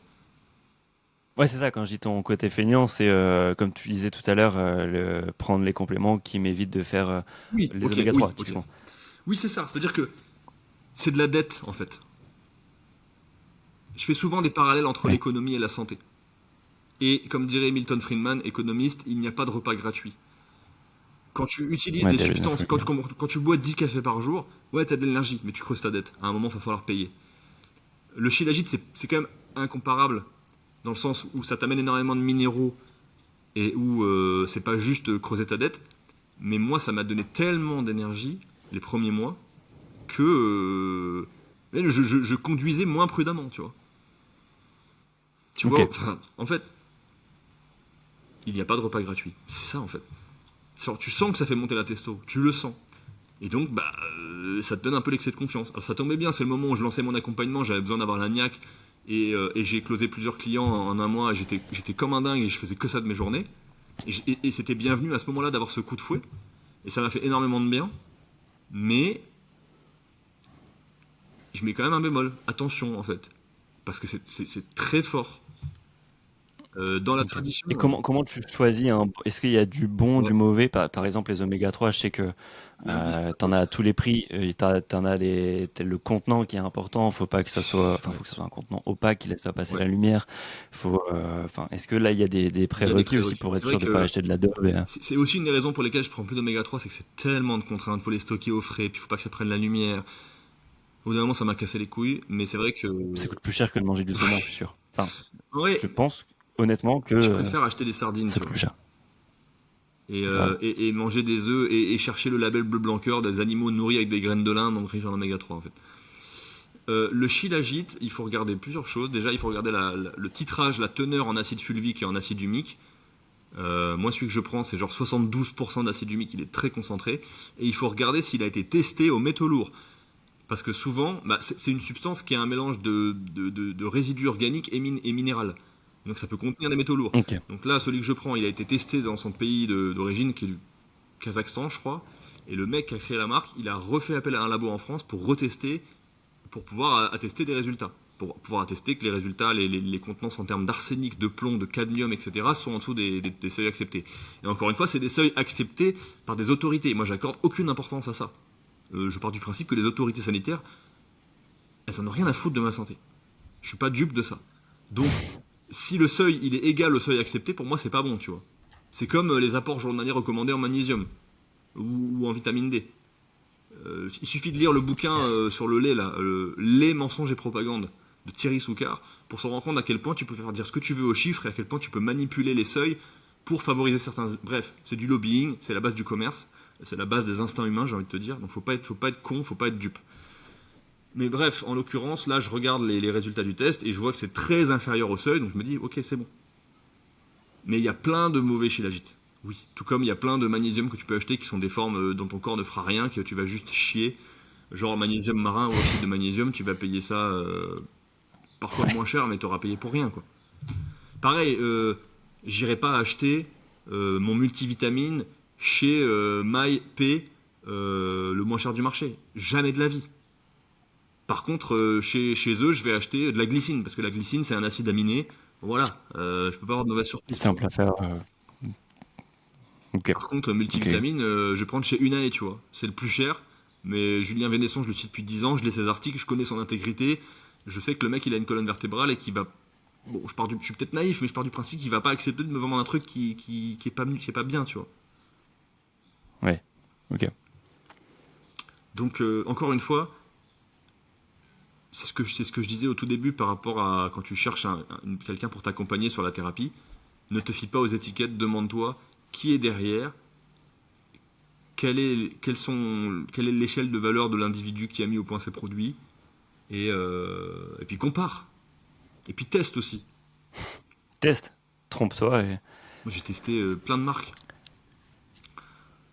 Ok. C'est compliqué, par contre, de se poser et d'avoir un vrai feedback sur quelque chose que tu testes, surtout si tu testes plusieurs choses en même C'est temps. compliqué et ça demande Euh, d'être à l'écoute de ses sensations ouais. aussi. Qui sont parfois trompeuses aussi. Bah oui, l'effet placebo ça existe, l'effet nocebo ça existe. Après, j'ai envie de te dire, si ça a un effet placebo sur toi C'est bien, et que c'est c'est positif, bienvenu. why not? Mais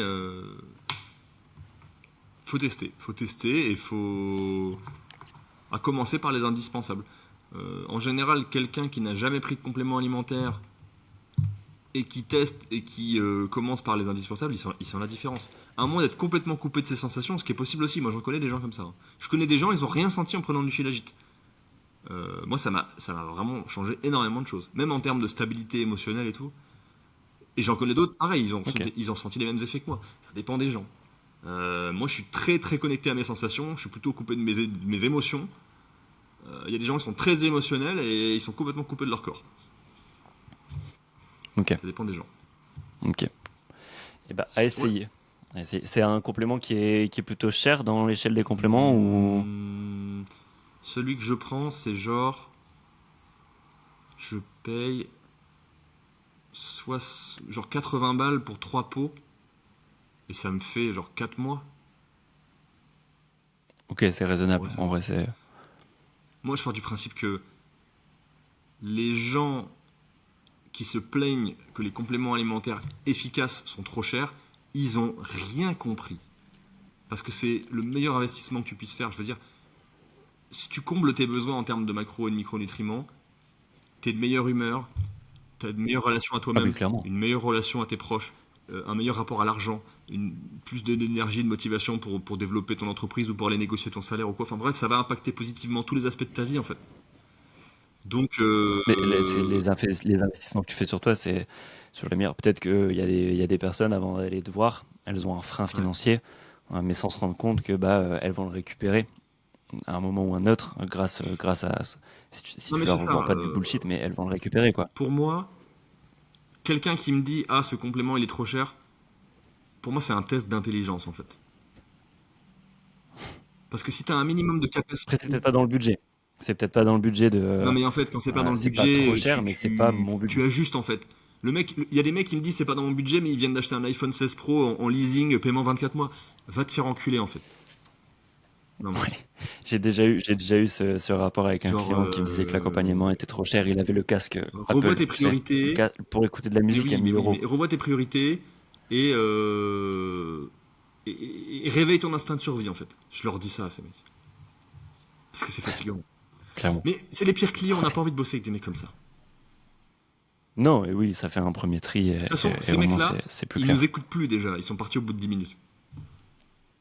Ouais, là, on a que ceux qui sont vraiment Donc, intéressés. non, c'est un des plus grands enjeux de notre époque, la pauvreté micronutritionnelle des aliments. Les compléments apportent une réponse. Il faut saisir cette opportunité, quoi. Pour moi, c'est une évidence. Depuis longtemps. Ok. Ok. Bon, clairement, on a fait le tour de pas mal de choses. Juste pour finir, pour conclure, en résumé de tout ce qu'on vient de dire, si tu devais garder trois bullet points, trois choses simples à appliquer rapidement, on a la respiration, ce que j'ai compris. Respire en conscience. Yes. Demande-toi, au lieu de faire les choses bêtement, demande-toi pourquoi tu fais tout ce que tu fais. Et demande-toi si tu es vraiment honnête avec toi-même, si t'es pas en train de te mentir et si t'es pas en train de te fuir. Et troisième chose, change de vision vis-à-vis de la thérapie et du fait de se faire aider. Et comprends qu'en fait, il n'y a pas plus belle preuve de courage, d'amour de soi, que d'accepter qu'on peut pas régler tous ses problèmes seul et d'accepter de se faire aider. Ok. Et achète du Très bitcoin. clair. Ah non, j'ai pas le droit de donner des conseils d'investissement, c'est vrai. Je ne suis pas certifié. Ceci n'est pas un conseil d'investissement. On mettra le bandeau, il n'y a pas les vidéos normalement, mais. Ah là là, il y aurait d'autres choses. Ah, et allez lire, je te le dis à toi aussi, L'éloge de la fuite de Henri Laborie. L'éloge de L'éloge la de la fuite. fuite de Ok, Henri je Laborie. mettrai le lien parce que j'avais la question justement Ah, du livre, mais comme tout à l'heure, tu as parlé de ta vie sauvée ta enfin vie de sauvée Alice enfin. Miller. Je l'avais noté. Mais là, du coup, c'est De la l'éloge fuite.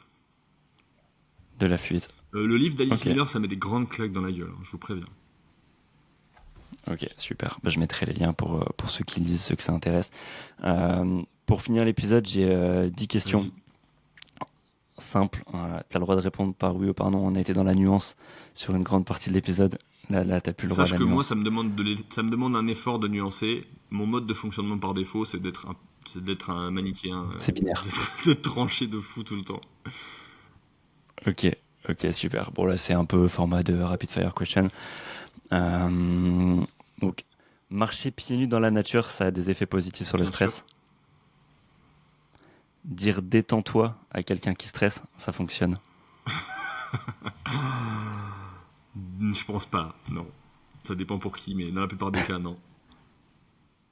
Le stress, c'est toujours mauvais pour la santé. Non. Boire un verre ou fumer une clope, ça aide à éliminer le stress. Non. La respiration, c'est un remède au stress. Oui. Ok. Est-ce qu'il existe des pierres anti-stress? Waouh. J'y ai cru à une époque. C'était l'époque où j'aimais bien les grilles de lecture pré-rationnelles du monde. Parce que comme j'avais pas encore fait ma thérapie, je me sentais pas en sécurité et j'avais besoin de me raccrocher à des croyances simples. C'est aussi l'époque où j'ai été vegan. Parce que je n'avais pas suffisamment d'amour propre pour accepter qu'un autre être vivant doive mourir pour que moi je puisse vivre. Donc non, je ne crois plus à la Ok. lithothérapie. Ok, ok, ok. C'était plus qu'un oui ou Ouais, mais non là, fallait que hein. je le dise quand même. C'est important, c'est important. Il en reste quelques-unes. Le sport, c'est un excellent impact sur le stress. Ça dépend de l'intensité. Oui, jusqu'à ce que non. Ok. Le stress, c'est uniquement dans la tête. Absolument pas. Plus de sommeil égale moins de stress. J'ai envie de te dire oui. On part du principe qu'il y a plus de sommeil profond, du coup. Bon, si tu dors Ouais. 15 heures par nuit, Plus, il y a un souci, plus, quoi. ouais. Plus je contrôle, moins je stresse. On aimerait bien que ce soit vrai, ça. Ah, on adorerait, mais pas du tout. Ok. Et les animaux aident à réduire le stress. Ouais, ouais, ouais. Ok, super. En fait, là, dans les questions, j'ai pris les plus gros mythes Ok. et j'ai rajouté des choses qui fonctionnent Pas aussi. mal. Mais les plus grosses idées reçues ou choses que les personnes ont en tête, et il y a des questions qu'on m'a posées aussi quand j'avais mis une story pour qu'on pose des questions. Il y en a dedans et ça se retrouve dans les idées Ok. reçues et c'était marrant Ah, de c'est te les super. poser. Super. Est-ce que tu as une recommandation d'invité maintenant que tu as cerné un peu le thème du podcast, quelqu'un qui pourrait être utile, toujours dans la même vibes pour ceux qui m'écoutent? Euh, Putain, c'est dur. Euh, Plutôt axé. T'as une idée un peu de thématique? Bah, en gros, dans les thématiques que j'explore, ça va toujours avoir un rapport au corps, à la santé, que ça soit sur la bouffe, que ça soit sur le sport Ah, en vrai, la j'ai envie de te kiné par dire. exemple, que ça soit sur la gestion du stress, que ça soit sur un spécialiste Ok. d'une thématique qui peut en fait t'aider dans ton développement, pas perso, mais dans ton développement de toi en tant que corps. J'ai envie de te dire d'inviter Timothée, avec qui je travaille. Ok, Parce que il y a énormément de choses très intelligentes à raconter. Je pense que ce serait un bon invité. Et je t'en donne un autre. Euh,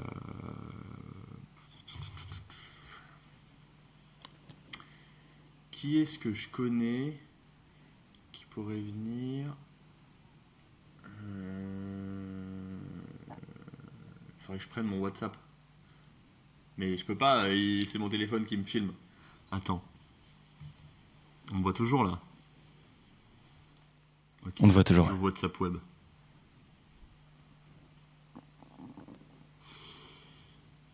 Tu pourrais proposer à. euh,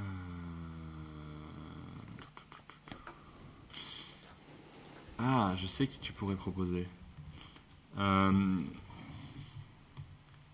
il est pas très présent sur internet, mais c'est un ami à moi qui est assez brillant dans son domaine, qui est ostéopathe. En plus, ça va faire rager plein de gens parce que tous les gens qui sont des esthéticiens, machin, il y a même des pages de gens qui sont là.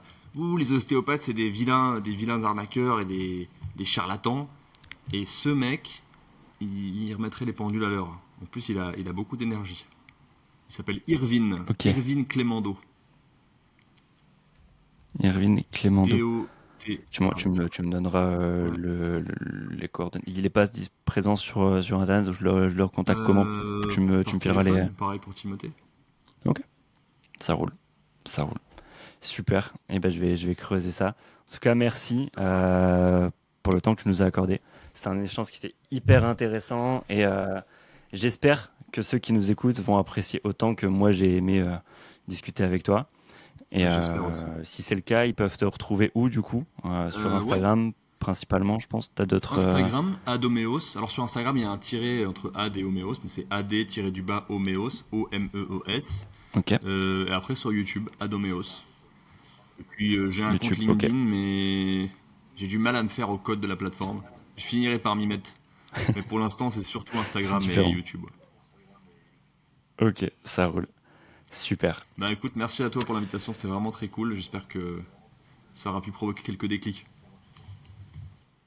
Et ben si ça l'a fait, on a réussi. C'est clair. L'épisode aura rempli sa destinée. Si cette vidéo t'a plu, tu peux retrouver Ars Milan sur le réseau, notamment sur Instagram, ad-omeos. Je te mettrai les liens en description pour te faciliter la tâche. Tu auras aussi les liens de sa séance d'entraînement, de Qigong et d'étirement, et des 2 livres dont il nous a parlé. En ce qui me concerne, tu peux me retrouver sur Instagram, deadlift.coaching, pour des tips sur le sport, l'alimentation et le quotidien. Si ça t'a vraiment plu, je t'invite également à mettre un pouce bleu sur la vidéo. C'est vraiment ce qui va m'aider au niveau du référencement et pour aller chercher d'autres invités encore plus exceptionnels. Je te remercie de ton écoute et je te dis à bientôt. Ciao!